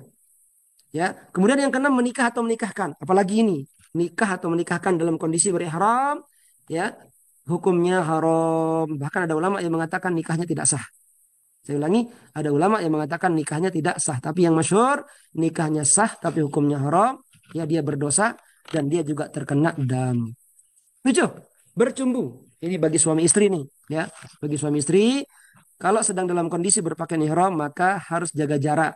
Kalaupun duduk bersama nggak apa-apa, tapi jangan mesra-mesraan. Ya. Kemudian yang kedelapan, bersetubuh, itu jima. Nah, ini malah larangan yang paling berat. Kemudian yang kesembilan, bertengkar atau berkata kotor. Ini yang paling sering terjadi Bapak Ibu. Saya ulangi Bapak Ibu, ini yang paling sering terjadi dan saya benar-benar mengingatkan jangan sampai nanti Bapak Ibu terpancing emosinya, ya kan? Jangan sampai kemudian tidak terkontrol sehingga bertengkar ataupun keluar keperucut dari mulutnya kata-kata kotor. Ini sangat dibenci oleh Allah Subhanahu wa taala dan akan menjadikan umroh Bapak Ibu yang sudah begitu berat perjuangannya, berat biayanya akan jadi sia-sia. Ingat-ingat ya, jangan melanggar. Ini sudah kami sampaikan. Kalau masih bandel nanti ya berarti terkena hukuman, terkena dam nantinya. Baik, ini macam-macam dam atau hukum jika melanggar. Ada namanya tartib takdir, ada tartib ta'adil, ada tartib takdir, ada takhir takdir, dan takhir ta'adil. Ini kalau dijelaskan satu persatu Bapak Ibu panjang lebar ya, bisa sampai berjam-jam. Ya. Saya singkat saja di sini. Intinya dam itu saya bagi menjadi dua jenis. Yang pertama untuk pelanggaran berat. Ya, itu nanti menyembelih satu ekor onta. Apa pelanggaran beratnya? Pelanggaran beratnya itu adalah melakukan hubungan badan. Ya, maaf, jima. Itu pelanggaran paling berat. Itu nanti hukumannya menyembelih satu ekor onta. Kemudian pelanggaran sedang atau ringan. Kalau yang sedang atau ringan ini paling hanya menyembelih satu ekor kambing saja. Jelas ya Bapak Ibu ya? Ingat-ingat ini ya apa namanya itu larangan-larangannya. Baik, selanjutnya kita masuk ke rukun umroh yang kedua yaitu tawaf. Bapak Ibu yang saya muliakan, singkat cerita ya, berjalanlah Bapak Ibu dari Bir Ali tadi menuju ke Mekah. Ada yang pakai bus, ada yang pakai kereta. Sepanjang jalan bertalbiyah terus sampai di Mekah ya. Sampai di Mekah nanti Bapak Ibu ke hotel dulu. Ya ke hotel dulu, kumpul di lobi semua, tas koper segala macam nggak usah diurusi. Nanti ada tim kami yang ngurusi ya. Nah, setelah itu Bapak Ibu nanti ke restoran langsung. Biasanya Bapak Ibu kita sampai di Mekah itu malam hari. Saya ulangi, biasanya kita sampai di Mekah itu malam hari. Nah, jadi nanti di malam hari tersebut, Bapak Ibu yang saya muliakan, makan dulu, ya kan? Sampai di hotel makan malam dulu. Nanti tawibnya akan membagikan kunci. Kadang-kadang dibagikan di restoran, kadang di lobi. Nah, untuk tas-tas koper biasanya nanti akan dikumpulkan di hotel lantai berapa yang dimana di situ terbanyak jamaahnya. Misalnya begini, satu grup itu paling banyak mereka di lantai 3 misalnya. Maka nanti koper-koper itu akan ditumpuk semua di lantai 3. Nanti Bapak Ibu bisa mengambil kopernya di lantai 3 seperti itu. Nah di Madinah juga seperti itu nanti. Ya, di Madinah juga seperti itu. Ingat-ingat. Oke, setelah makan malam selesai, koper segala macam sudah diamankan di kamar. Nanti jamaah kumpul lagi di lobi. Ya, kumpul di lobi di lantai 1. Kemudian persiapan menuju ke masjid. Nah ini nih. Persiapan menuju ke masjid untuk melaksanakan tawaf, mengitari Ka'bah 7 kali. Jadi ini pintu masjid Bapak Ibu, ya. Mutawif mengkondisikan jamaah, nanti jamaah akan dikondisikan, akan dibaris, ya, dibikin barisan yang rapi. Biasanya itu perempuan di tengah-tengah, bapak-bapak di samping kiri kanan dan di belakang. Kemudian mutawifnya di depan sendiri, maksudnya di depan, paling depan. Ada nanti kiri kanan ada yang apa namanya itu menggandeng mutawifnya, apa itu istilahnya? Ya mendampingi mutawifnya, seperti itu Bapak Ibu. Ya, kemudian sama-sama masuk ke masjid, jangan lupa berdoa, ya. Jangan lupa berdoa. Kemudian masuk masjid, ya sambil berzikir, bertalbiyah, nanti kelihatan Ka'bah, berdoa saat melihat Ka'bah. Ini doanya Bapak Ibu, ya. Doa masuk masjid, Allahumma antas salam, wa minkas salam, wa ilaika yu'udus salam, hayyina rabbana bis salam, wa adkhilna al-jannata daras salam, tabarakta rabbana wa ta'ala ya dzal jalali wal ikram. Bismillah, alhamdulillah, salatu wassalamu ala rasulillah, wa maghfir li dhunubi wa ftah li abwaaba rahmatika. Pak Ustadz, doanya panjang banget. Iya Bapak Ibu. Jadi gini, nanti toh ketika masuk ke masjid, kok doa panjang seperti ini tidak bisa diucapkan. Bagi yang tidak bisa ya, bagi yang awam belum bisa membaca doa ini, maka tidak harus membaca doa ini. Ya, karena doa ini sifatnya tidak wajib. Cukup baca bismillah saja sudah hebat, sudah luar biasa. Ya, masuk kaki kanan duluan, sendalnya diamankan sebelum masuk masjid, ya dimasukkan ke tas nanti. Setelah itu masuk masjid, bismillah, gitu kan? Baik. Setelah itu masuk melihat Ka'bah, berdoa dengan doa ini. Allahumma zid hadzal baita tasyrifan wa ta'ziman wa takriman wa mahabatan wa zid man syarafahu wa karramahu mimman hajjahu aw i'tamarahu tasyrifan wa takriman wa ta'ziman wa birran. Ini doanya ketika melihat Ka'bah di depan mata kita, Bapak Ibu. Sudah terlihat Ka'bah yang sebenarnya, yang bukan gambar lagi seperti yang kita lihat di Indonesia, ya. Nanti di sana berdoa. Bagi yang bisa baca doa Arab ini, bagi yang tidak bisa tinggal mengikuti mutawibnya. Kok mutawibnya juga tidak bisa diikuti, cukup bilang nggak usah doa nggak apa-apa, ya, tidak apa-apa. Baik, kita lanjutkan Bapak Ibu. Ini kita sudah sampai di Ka'bah. Nah, ini ada beberapa bagian-bagian Ka'bah yang harus kita kenal dulu mungkin ya bagi yang belum pernah ke sana. Ada Hajar Aswad. Hajar Aswad itu biasanya ditandai dengan adanya polisi berdiri di situ. Kemudian ada pintu Ka'bah, ada makom Ibrahim. Nih, kayak kuncung ini, makom Ibrahim. Ya.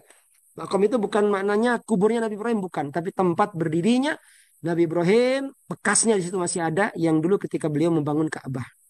Selanjutnya multazam. Multazam itu Bapak Ibu, ya ini penting untuk diketahui. Salah satu tempat di mana doa sangat mustajabah. Saya ulangi. Multazam, salah satu tempat posisi di mana doa sangat mustajabah. Jadi nanti Bapak Ibu jangan lupa berdoa di multazam ini. Ya, di mana letaknya multazam Pak Ustadz? Multazam itu terletak di antara pojokan Hajar Aswad dengan pintu Ka'bah. Letaknya di situ tuh.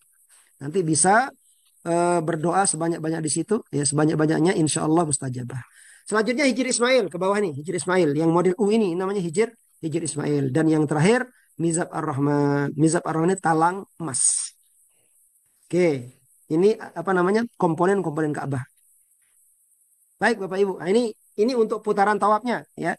Jadi putaran tawafnya dimulai dari Hajar Aswad. Saya ulangi, putaran tawafnya dimulai dari Hajar Aswad. Jadi muter. Mulai dari Hajar Aswad, muter berlawanan jarum jam. Muter, sampai Hajar Aswad lagi. Ya, saya ulangi.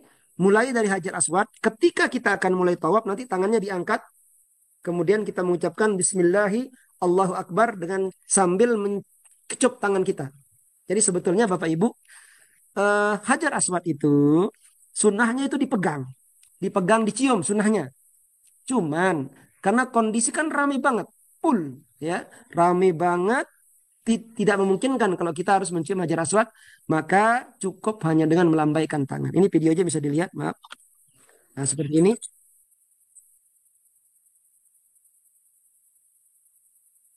Seperti ini Bapak Ibu ya. Nah, ini Hajar Aswad. Nah,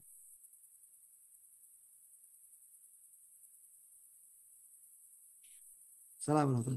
Nah, seperti ini putarannya Bapak Ibu ya. Mutarnya ke sana. Untuk laki-laki nanti disunahkan untuk membuka lengannya yang sebelah kanan. Oke, saya ulangi sedikit.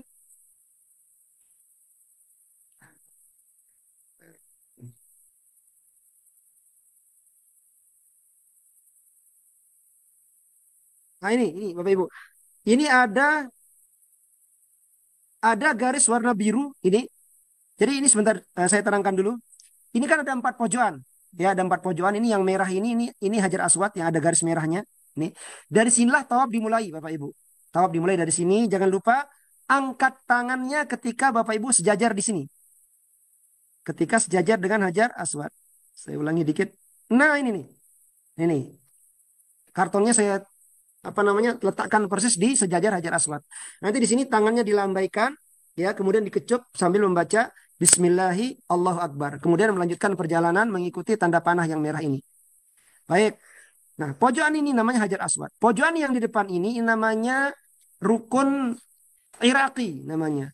Kemudian pojokan yang sebelah sini, ya, namanya rukun Syami. Dan yang warna biru ini, yang ada garisnya ini namanya rukun Syami. Nah, untuk doanya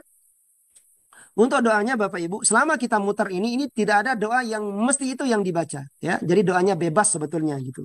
Cuman kita tetap menyiapkan buku doa kepada jamaah agar nanti memudahkan gitu. Jadi tidak bingung ketika harus berdoa, ya. Nah, doa yang khusus, ya, doa yang khusus nanti hanya ketika Bapak Ibu sampai di rukun Yamani ini. Ini yang biru ini ada titik-titik, ya, ada garis biru ini. Ini doanya di sini doa Rabbana atina fid dunya hasanah wa fil akhirati hasanah wa qina adzabannar, atau yang sering kita sebut dengan doa sapu jagat, ya. Saya ulangi, doanya Rabbana atina fid dunya hasanah wa fil akhirati hasanah wa qina adzabannar. Itu. Jelas ya? Jadi saya ulangi lagi, tawaf dimulai tawaf dimulai sejak Bapak Ibu sampai di Hajar Aswad, sejajar dengan Hajar Aswad, sampai dengan Hajar Aswad, hitungannya 1. Muter lagi, Hajar Aswad lagi 2, terus seperti sampai 7 kali putaran. Setiap Bapak Ibu sampai di garis yang warna biru ini membaca doa Rabbana atina fid dunya hasanah wa fil akhirati hasanah wa qina adzabannar. Nah, seperti ini. Nah, kan muter kan? Muter. Oke, kita lihat kartunnya jalan. Nah, sampai di biru nanti dia akan baca doa Rabbana atina. Nah, ini yang versi aslinya. Jadi ketika tawaf. Nah, ini Bapak Ibu, ini ada lampu hijau. Jadi tandanya sebelah kiri kita nanti ada Hajar Aswad. Di sebelah kanan kita ada lampu hijau seperti ini. Seperti pada video ini. Nah, ketika sampai di sejajar dengan Hajar Aswad dan lampu hijau ini, nanti Bapak Ibu angkat tangan, ya, melambaikan tangan dengan mengecupnya membaca Bismillahirrahmanirrahim. Cuman yang harus diingat, yang ngangkat tangan, yang ngecup tangan itu adalah jamaah yang sudah sejajar. Saya ulangi, jamaah yang sudah sejajar. Kalau posisinya masih di belakang, jangan ngangkat tangan dulu. Saya ulangi lagi, soalnya sering sekali jamaah udah dijelaskan, lupa lagi, lupa lagi.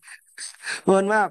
Jadi angkat tangannya kapan? Ketika sejajar dengan Hajar Aswad sebelah kiri dan sejajar dengan lampu hijau sebelah kanan. Baru kemudian dilanjutkan perjalanannya. Oke? Terus 7 putaran, setelah itu selesai, 7 putaran selesai, baru sholat sunnah tawaf nih. Sholat sunnah tawaf di mana? Di belakang makam Ibrahim jika memungkinkan. Tidak memungkinkan, bisa nyari tempat yang lain Bapak Ibu. Baik, selesai melaksanakan sholat sunnah tawaf, baru kemudian Bapak Ibu nanti minum air zam-zam bersama-sama jamaah nih. Ada gambar air zam-zam, ya. Jangan lupa, ketika minum air zam-zam nanti berdoa, ya, sebab air zam-zam itu sabda Rasulullah SAW, Ma'u zam-zam lima syuribalah. Air zam-zam itu tergantung orang yang meminumnya. Diniatkan apa, insya Allah mustajabah. Ya, Bapak Ibu ya. Oke, baik. Setelah selesai Hajar Aswad. Setelah selesai minum air zam-zam, kemudian menuju tempat sa'i. Nah, ini. Nah, ini. Nah, di tempat sa'i lah tempat kita melaksanakan rukun umroh yang ketiga, yaitu sa'i antara Safa dan Marwah. Ini Bapak Ibu. Nah, ini. Ini kita begini ini setelah kita selesai minum zam-zam. Ya, nanti ada tulisan seperti ini, ya. Tu masa, ya. Ilal mas'a. Nih. Nah, ini kemudian nanti ada jalan naik. Ya, ada jalan naik seperti ini Bapak Ibu. Ada jalan naik. Kemudian saya percepat. Sampai di sini. Ini Bukit Sofa ini Bapak Ibu. Nah, di Bukit Sofa nanti Bapak Ibu membaca doa. Apa doanya? Doanya abda'u bima bada'allahu bihi wa rasulih innas safa wal marwata min sya'airillah faman hajjal baita aw i'tamara fala junaha alaihi ay yattawafa bihima wa man tatawwa khairan fa innallaha syakirun alim. Itu doanya. Nanti doanya jangan khawatir akan dibimbing oleh mutawibnya, ya. Kalau tidak ada mutawibnya, maksudnya suaranya mungkin tidak kedengaran, Bapak Ibu cukup mengaminkan saja. Kalau masih kurang, masih bingung juga, Bapak Ibu wis pun nggak apa-apa, naik aja udah Bismillah saja sudah cukup. Gitu, jelas ya? Nah, oke, saya ulang lagi. Ini tadi ada nanti mulailah melaksanakan sa'i, ya kan? Sa'i. Nah, ini turun dah nih. Ini turun ke akan menuju ke Bukit Marwah. Nah, di perjalanan nanti Bapak Ibu akan menemukan lampu hijau ini. Akan bertemu lampu hijau ini. Nah, di sini nanti ada doa yang disunahkan. Doanya Rabbighfir warham wa'fu wa takarram wa tajawaz amma ta'lam innaka ta'lamu ma la na'lam innaka antallahul azzul akram. Doa ini nanti akan dipandu oleh mutawibnya, ya. Nanti ada videonya di sini juga. Nah, jadi doanya dari mana? Dari mulainya lampu hijau ini sampai dengan ujung lampu hijau ini. Nah, di sebelah kanan juga nanti ada lampu hijau seperti ini, sama doanya juga seperti itu. Bapak Ibu yang saya muliakan, doa itu hukumnya sunnah, ya tidak wajib. Kok bisa? Bagus. Kok tidak bisa? Tidak apa-apa. Oke? Baik. Ini doa di Bukit Sofa tadi udah saya bacakan ya. Abda'u bimadallahu bi wa rasulih ini. Kemudian doa di lampu hijau ini. Rabbighfir warham wa'fu wa takarram ini. Kemudian doa di Bukit Marwah ini. Abda'u bimadallahu. Ini inna sofa langsung di Bukit Marwah ya. Nah, ini contoh ketika kita sampai di lampu hijau.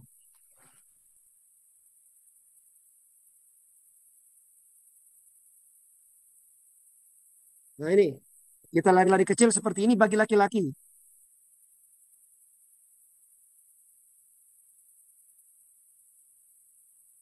Nah, seperti ini Bapak Ibu. Nah, lihat di atas ini, di atas kepala saya ini kan ada lampu hijau kan? Jadi sepanjang lampu hijau ini nanti Bapak Ibu berdoa. Doanya ya seperti yang ini nih. Jadi nanti mutawib seperti ini nih. Teriak-teriak ya. Kemudian jamaah menirukan.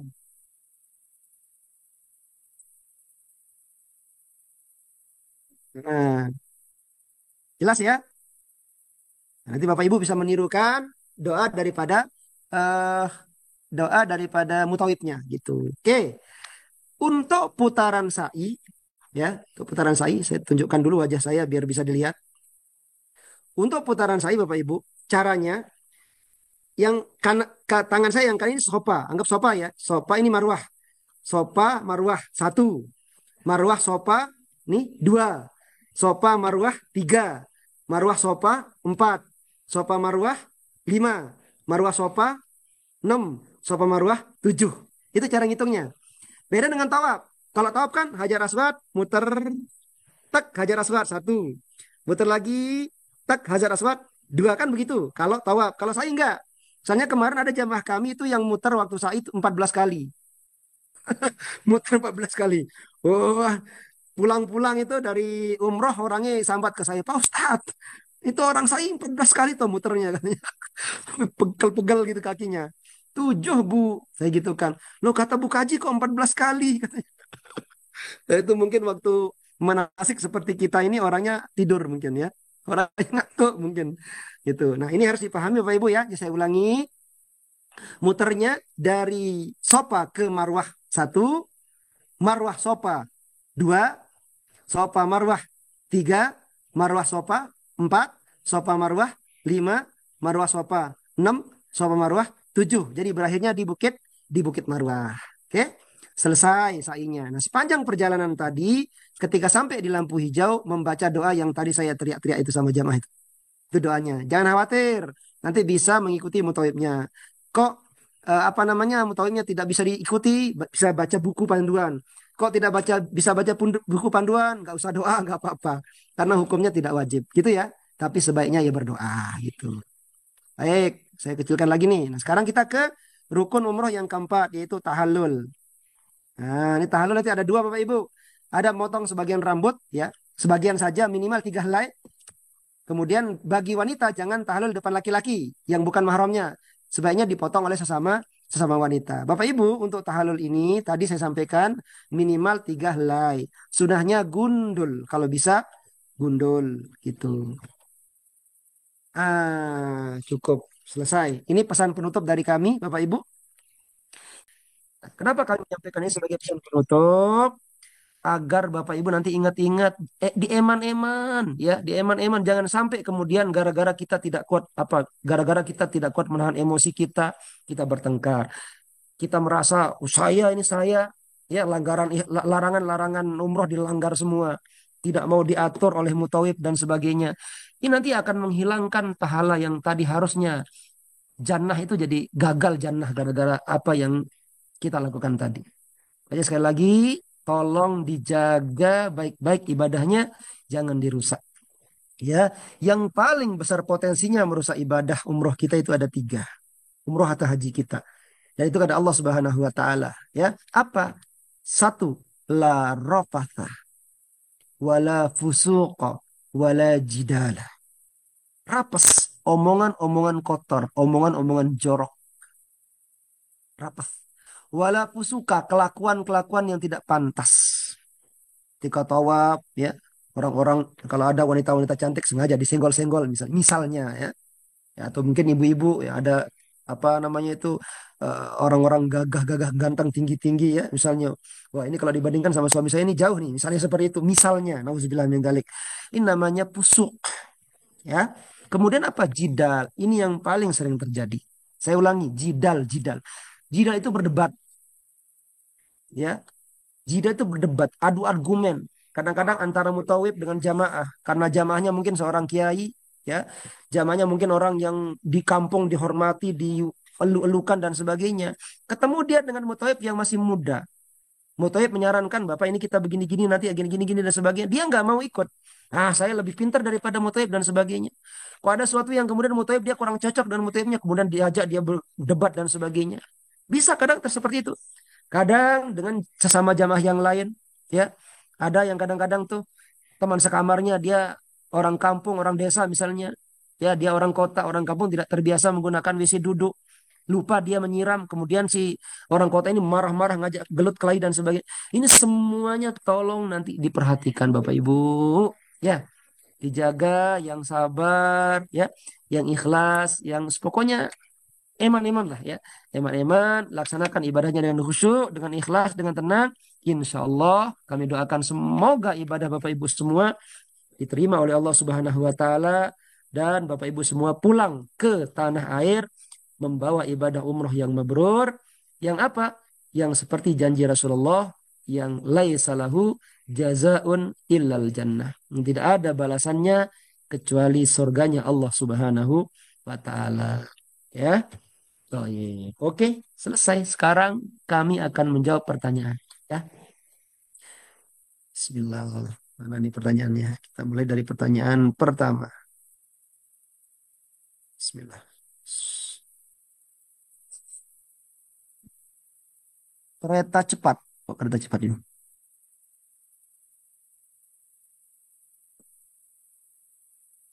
Bentar, bentar, bentar, bentar. Jika programnya sudah free, berarti udah include programnya atau ini teknis. Jika jamaah wanita datang menstruasi, bagaimana kelanjutan umrohnya? Umrohnya jangan dilanjutkan, ya. Tadi makanya kami ajak untuk membaca doa tadi, doa bersyarat tadi. Kalau langsung, misalnya ketika tawaf misalnya, kemudian haid, maka di situ Bapak Ibu sudah dianggap bertahallul. Gunting rambutnya sudah tidak akan terkena dam, ya. Seperti itu. Dari rumah sudah minum premulut pagi sore sehingga mens tidak akan keluar ibu. Nah, gitu. Ini udah dijawab ini. Oke, udah dijawab. Sudah dijawab. Terima kasih. Berarti untuk pesawat dia bisa tas jinjing ya. Ini teknis. Kayak sepatu nyaman. Ini saat tawaf kan rame dan padat. Suami istri berpegangan karena khawatir terpisah juga gak boleh. Nah, kalau seperti ini ada pengecualiannya, ya. Yang tidak boleh itu bermesraan, ya. Kalau pegangan tangan tapi tidak niat untuk bermesra-mesraan, hukumnya boleh, ya. Dan jangan lupa ketika nanti melaksanakan tawaf, ya, eh khawatirnya batal kan. Kalau kita yang di Indonesia itu kan bermazhab Syafi'i. Mazhab Syafi'i itu bersentuhan kulit laki-laki dan perempuan yang ajnabi, ya, yang bukan mahram itu batal. Maka jangan lupa ketika melaksanakan tawaf sa'i nanti bisa intiqalul madhab, pindah ke madhab yang lain. Bisa Hanafi, bisa Maliki, ya. agar ketika bersentuhan tidak batal wudhunya. Tuh. Pak Ustadz, pada saat tawaf itu kan banyak orang. Apakah boleh berpegangan tangan dengan pasangan ortu karena khawatir terpisah, mohon pencerahannya. Ini udah saya jawab. Ini udah jawab nih. Lalu pada saat tawaf wudhunya batal apa kita ulangi dari awal terhitung putaran terakhir. Wudhu lagi lanjutkan putaran. Ini udah dijawab nih. Udah dijawab semua. Oke, terima kasih. Apakah tawaf wajib pakai baju putih? Tidak wajib. Nggak harus putih. Ini udah dijawab. Selamat tawaf, apakah boleh minum nggak? Kayaknya nggak ingat minum karena empatan. Empat-empatan. Hehe. Boleh. Udah dijawab. Umroh pertama sebaiknya nggak gundul dulu ya. Ustaz, saya ikut paket umroh. Untuk umroh yang pertama sebaiknya ya jangan gundul dulu. Karena nanti kita akan umroh sampai 3 kali. Kalau mau gundul di umroh ketiga saja. Ustaz, saya ikut paket umroh yang ke Mekah dulu. Baru kemudian jadi akan niat di pesawat. Betul? Apa boleh melepaskan niat ini sekitar 15 menit menjelang Yalamlam? Soalnya kan pesawatnya kencang. Saya khawatir nanti pas baca niat saat pilot umumkan sedang di Yalamlam malah jatuh niatnya setelah melewati Yalamlam. Ya, ini memang kalau yang seperti ini sebetulnya eh, Bapak Ibu bisa mengambil niat di Jeddah ya. Jadi menurut pendapat Majelis Ulama Indonesia diperbolehkan bagi jamaah haji atau umrah untuk mengambil niat di Jeddah bagi yang langsung menuju ke arah Mekah ya. Eh, Bagaimana kalau Yalam Lam? Kalau di Yalam Lam nanti akan diumumkan.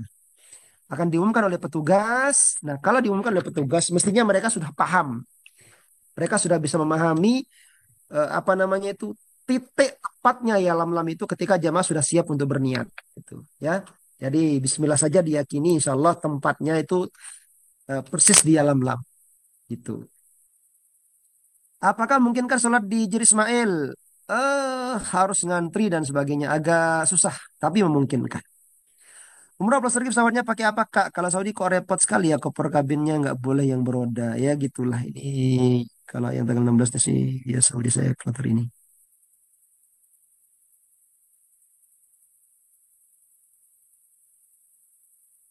Waduh, ini obrolan ini. Kami rencana tidak mau ikut tur ke Taif tapi mau umroh lagi saja. Apakah Taif mendampingi kalau ada yang mau menambah umroh? Kalau umroh mandiri Bapak Ibu nanti ini apa namanya itu ngambil mikotnya sendiri. Jadi Mutawif tugasnya untuk mendampingi jamaah yang mayoritas saja ya. Jamaah yang terbanyak itu. Ustadz, apakah pas pakai ihram tidak boleh pakai celana dalam? Tidak boleh. Haram hukumnya menggunakan celana dalam. Bagi laki-laki loh ya, tapi kalau bagi perempuan boleh. Satu ya berangkat langsung ke Mekah bagaimana nanti? Ya niatnya di ini, di alam lam. Saat tawaf boleh pegangan sama istri apa? Pewudu batal. Tadi pindah mazhab. Untuk berangkat tanggal 9 kumpul di bandara jam berapa ya? Nanti diumumkan di grup. Tuh, saya baru pertama kali umrah. Apakah ada cara tertib yang mudah diikuti? Cara tantrip yang mudah diikuti. Gampang nanti akan dipandu. Start setelah ambil mikot kalau batal wudhu tidak apa-apa, nggak apa-apa. Nanti wudhu lagi di Mekah. Untuk yang ke Raudhah bagaimana? Nanti ada tasrihnya untuk masuk ke Raudhah. Mau mikot kembali dari di hari selanjutnya bisa Ustaz. Apakah ada mutawif yang mendampingi? Tadi udah saya jawab. Ya, kita hanya mendampingi yang agenda dari PT. Yang tidak agenda PT kondisional. Kadang didampingi, kadang enggak. Saya tahu boleh pegang sama istri ya Pak. Tadi udah saya jawab. Ustadz, kalau talul pertama dipotong sedikit dan talul umur terakhir baru cukur semua. Ya, tadi udah dijawab. Yang bukan di pesawat berarti mandi besar di hotel ya Ustadz. Betul. Untuk dalam pria bagaimana Ustadz? Haram. Ya, saat tawaf batal wudhu. Ya, wudhu lagi. Ya, untuk tempat wudhu Bapak Ibu, kemarin kami coba cek itu. Kalau tempat wudhunya bagi laki-laki itu sejajar dengan Hajar Aswad, ada di bawah tangga, nanti bisa dilihat di situ. Kalau untuk perempuan itu di sejajar dengan Mas'a, arah ke tempat sa'i. Ya, itu nanti ada di situ, ada tutupnya kelambu di situ.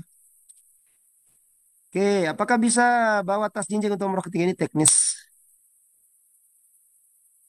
Assalamualaikum, mohon jelaskan tata cara berumroh dan bolehkah untuk yang pria potong rambut sendiri tidak ke tukang potong?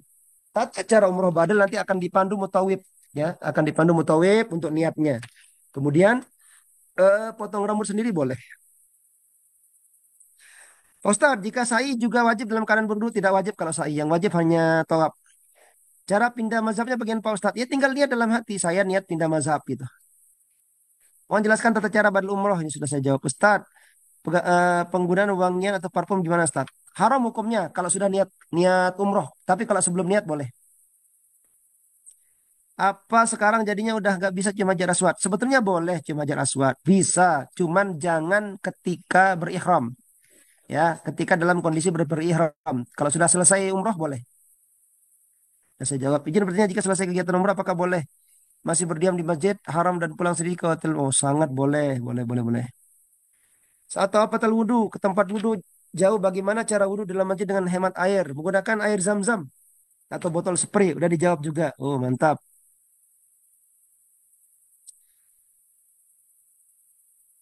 Ini udah dijawab semua ini. Terima kasih ya.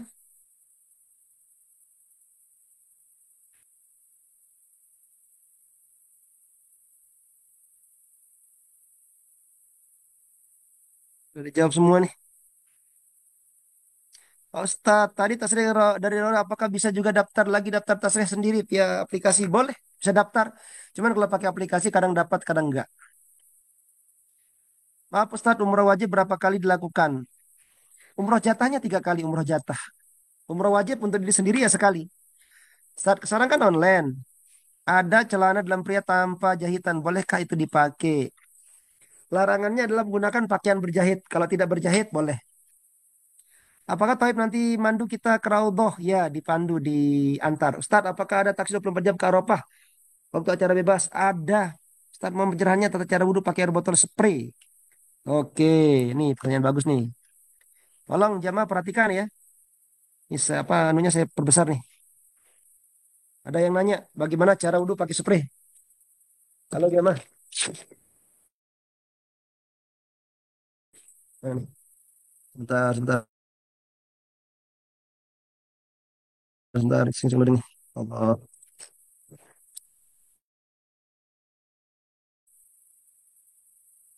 Astagfirullahaladzim.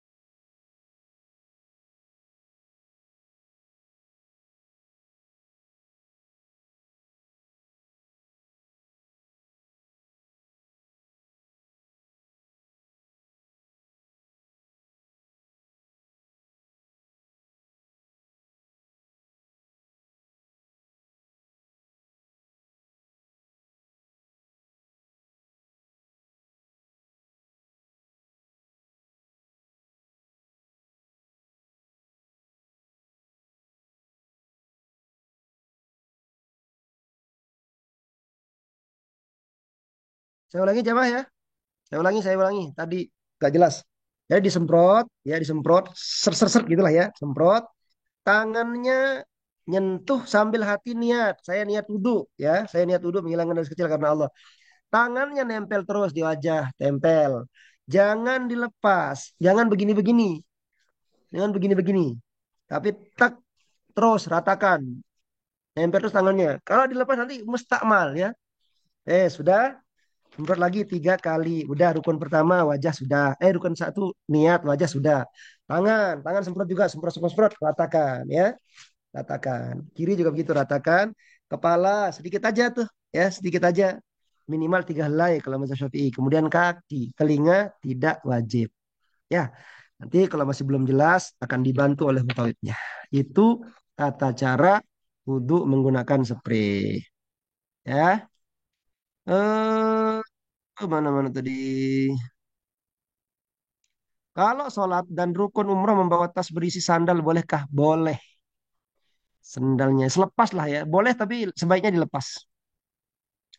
Umroh naik kereta cepat dari Madinah, niat umrohnya di mana? Di kereta atau ke Bir Ali dulu? Ambil mikotnya. Ada dua pilihan biasanya.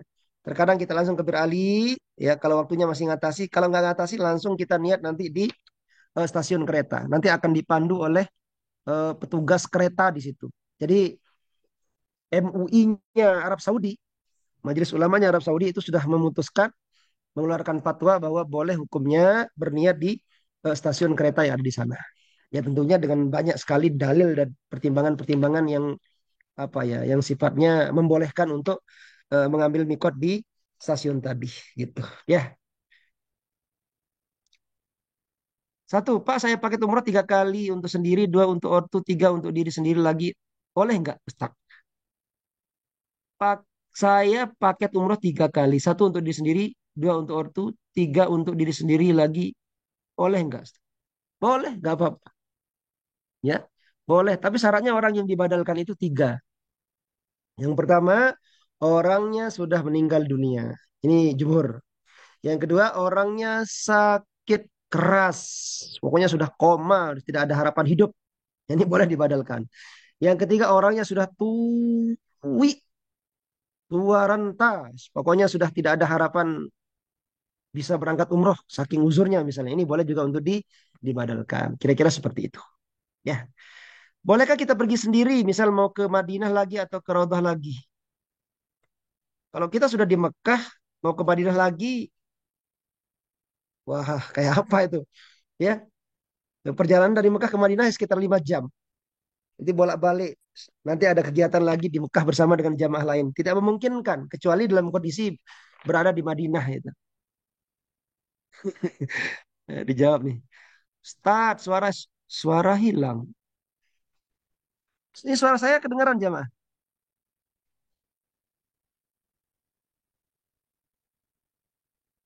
Mbak Tina, suara saya kedengaran?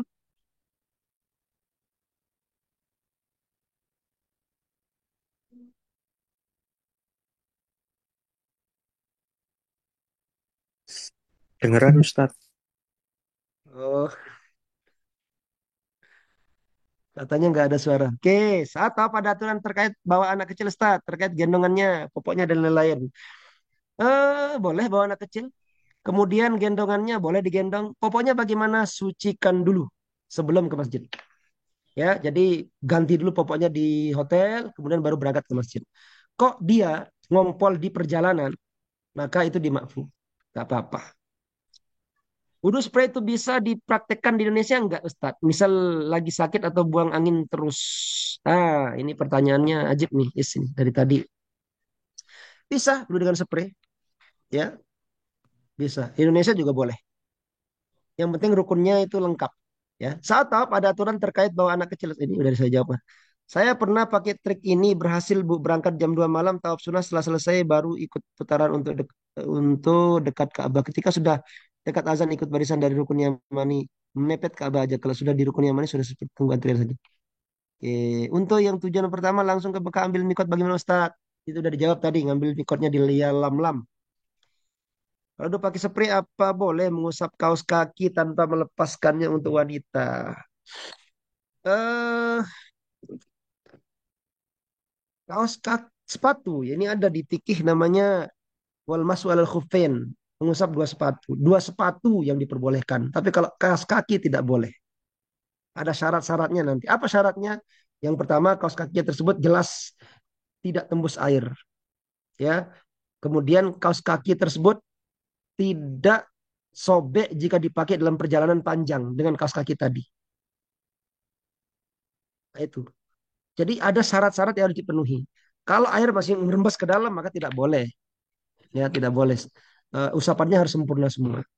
Kecuali sahibul jabair, kecuali perban. Kalau sahibul jabair ceritanya beda lagi. Ya, kalau perban eh, kalau dia memasang perban tersebut dalam keadaan suci, ya dalam keadaan suci, maka nanti ketika kakinya tadi terbungkus perban bisa diusap saja. Tapi kalau dia menggunakan perban dalam keadaan tidak suci, maka ketika dia mengusap kaki anggota wudhunya tadi itu harus diganti dengan tayamum dan nanti untuk ibadahnya wajib diulang lagi. Seperti itu. Ketentuannya di sholat sih sebetulnya. Tapi sholat dengan tawaf itu sama. Jadi agak ribet sih. Makanya kalau ingin berwudhu tadi kaos kakinya tetap dibuka. Cuman bukanya itu jangan di tempat umum. Bukanya di tempat yang agak sedikit sepi supaya tidak dilihat oleh ajnabi. Gitu. Oke, Ustaz, baju yang kita cuci wangi, deterjen dan softener apakah boleh? Boleh kalau dilakukan sebelum niat. Kalau tawaf sunat atau perpisahan ada patokan jumlahnya kah? Ada 7 putaran juga. Sekarang terdengar Ustaz. Oke, Mbak Is. Ustaz, kalau batal wudhu ditinggal rombongan ya tidak, nanti ditunggu. Oke, Ustaz, kalau badal in janin dalam kandungan usia 8 minggu meninggal apakah boleh? Syaratnya umroh itu balik. Janin belum balik, maka tidak ada kewajiban untuk kemudian diumrohkan. Bagaimana kalau saya umrohkan Pak Ustadz? Mendingan mengumrohkan orang tua. Umrohkan mertua, ya, orang tua atau bertambah yang sudah meninggal dunia. Nah, itu lebih dianjurkan. Ya, Ustadz, kalau bajunya untuk umroh wajib dicuci pakai pengharum apa boleh? Boleh, boleh dicuci. Asalkan jangan, pokoknya asalkan jangan dalam kondisi berihram. Ya, apa namanya itu memberikan wanginya itu jangan ketika berihram. Nah, ini udah dijawab nih. Untuk balita 4 tahun bolehkah tawaf atau saya pakai stroller karena kereta dorong? Nah, ini boleh saja, tapi nanti di atas tempatnya. Ini dijawab juga nih. Oke. Untuk laki-laki boleh menggunakan ikat pinggang, berjahit saat ihram? Boleh. Ustaz, kalau tidak hafal doa di bawah lampu hijau bagaimana Ustaz? Cukup amin saja udah. Ya, amin. Ikuti panduannya Mutawib nanti gampang-gampang.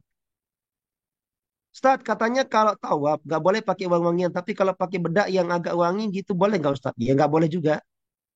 Ini udah jawab juga nih. Oke, saat saya Ustaz. Boleh kalau saya. Bukan nggak boleh juga kalau menggunakan wangian. Pokoknya selama masih dalam kondisi berihram tidak boleh. Apakah kita pakai alat bantu dengar pas rangkaian umroh? Ada alat bantunya. Ada. Ini maksudnya azan subuh. Oh, ini tanyanya. Boleh, boleh. Pokoknya kalau sebelum niat ihram, boleh menggunakan wangi-wangian. Mandi minyak wangi juga nggak apa-apa jamaah ya.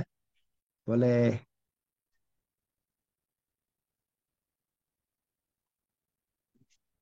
Ah, kalau tawaf pakai sunscreen boleh nggak? Ya, tergantung. Sunscreennya itu ada wangi-wanginya nggak? Ada kandungan wangiannya nggak? Kalau tidak ada boleh. Kalau ada nggak boleh. Gampang pokoknya. Ya. Intinya sebelum niat boleh saja pakai wangi-wangian ya Pak Ustadz. Tapi pas setelah ambil niat itulah yang tidak boleh. Nah ini pinter nih. Ustadz ketika tawaf apakah boleh pakai kacamata? Boleh. Ustadz maaf ini kesimpulannya untuk wangi-wangian boleh pakai apapun asal sebelum niat ya. Iya betul. Mbak Is. Mbak Is ini mana nih Mbak Is? Dari tadi banyak tanya Mbak Is ini. Ya luar biasa Mbak Is ya. Oke. Oke jamaah. Masya Allah. Ini pertanyaannya banyak sekali. Luar biasa. Oh, jadi intinya boleh ya, asal jangan pas sudah berihram. Ya betul, Bais. Nah, baik. Ini pertanyaannya sudah selesai, Jamaah. Ya. Jadi sebelum kita tutup, nih apa nih? Apa benar Saudi nggak boleh bawa koper kabin? Lalu solusinya gimana untuk tas kabin padahal jalannya jauh? Boleh kabinnya Saudi, boleh. Cuman kabin beroda yang nggak boleh. Pokoknya tepatnya nanti dijawab oleh admin saja ya. Oke? Jamaah semua yang saya muliakan, Masya Allah. Itu mungkin yang bisa kami sampaikan. Ya. Ini pertanyaan lagi nih, kalau pakai parfumnya sebelum niat, tapi wanginya masih ada sampai sampai Sampai ihtim gimana? Boleh, boleh, boleh, boleh. Gak apa-apa, asalkan dipakai sebelum niat. Oke, jemaah. Itu mungkin ya.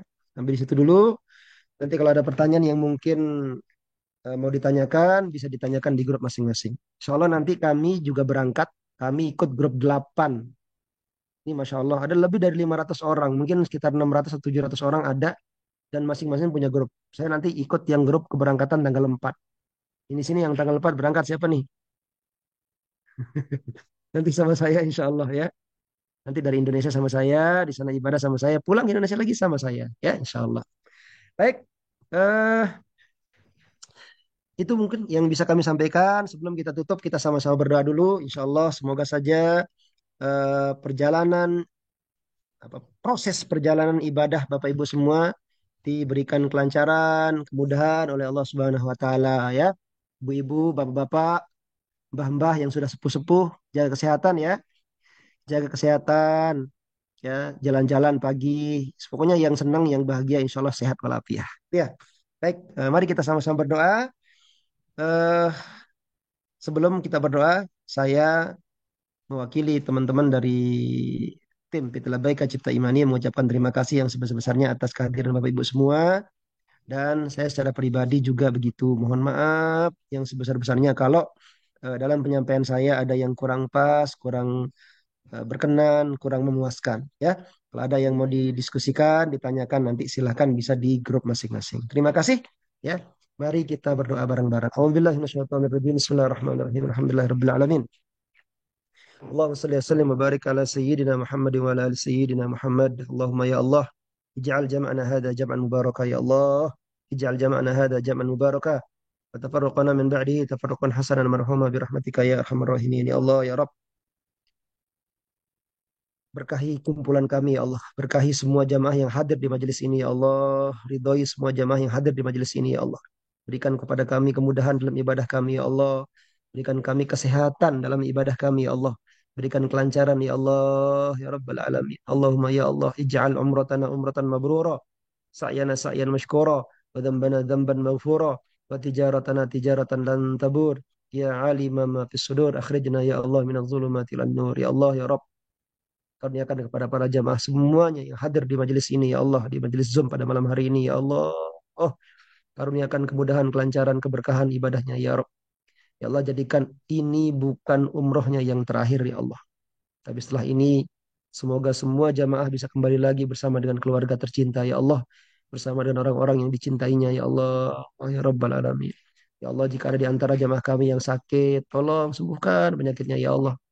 Ya Allah, hilangkan semua halangannya ya Allah untuk bisa melaksanakan ibadahnya ya Rabb. Yang sakit sembuhkan penyakitnya ya Allah. Yang sakit sembuhkan penyakitnya ya Allah. Oh, ya Allah, yang punya beban hutang ya Allah tolong bayarkan hutang-hutangnya ya Allah. Yang punya pekerjaan berkahi pekerjaannya ya Allah. Ya Allah, yang punya usaha berkahi usahanya ya Allah ya Rabbal Alamin. Rabbana taqabbal minna innaka antas samiul alim wa tub alaina innaka antat tawwabur rahim. Ya Allah, terimalah ibadah umroh kami ya Allah dan izinkan saya, izinkan kami seluruh jamaah yang hadir pada malam hari ini ya Allah pulang dari tanah suci membawa umroh yang mabrur, yang terbalas dengan janjimu ya Allah, yang kau balas dengan janjimu, yang kau balas dengan surgamu ya Allah. Ya Allah, izinkan seluruh jamaah kami bisa melaksanakan ibadah umrohnya dengan lancar, nyaman, aman ya Allah. Dan pulang ke tanah air membawa umroh yang mabrur ya Allah, yang kau balas dengan surgamu ya Rabbal Alamin. Rabbana atina fid dunya hasanah, wa fil akhirati hasanah, wa qina adzabannar. Sallallahu ala sayyidina Muhammad wa ala alihi wa sahbihi wasallam. Alhamdulillahi rabbil alamin. Barakatil Fatihah. Bismillah. Alhamdulillah. Ar-Rahman. إياك نعبد وإياك نستعين اهدنا الصراط المستقيم صراط الذين أنعمت عليهم غير المغضوب عليهم ولا الضالين آمين. Jamaah semua yang dirahmati Allah Subhanahu wa taala, terima kasih. Eh Sekali lagi mohon maaf kalau ada kekurangannya nggih. Selamat bersiap-siap ke tanah suci, jaga kesehatannya ya dan sampai ketemu di tanah suci ya. Nanti kalau kita ketemu di sana jangan cuek-cuek ya jamaah ya, disapa lah saya gitu kan. Ya sering ketemu sama jamaah labaik kayak cuek kayak nggak pernah ketemu waktu Zoom gitu. Baik, Assalamualaikum warahmatullahi wabarakatuh. Selamat jalan jamaah, sehat-sehat semua.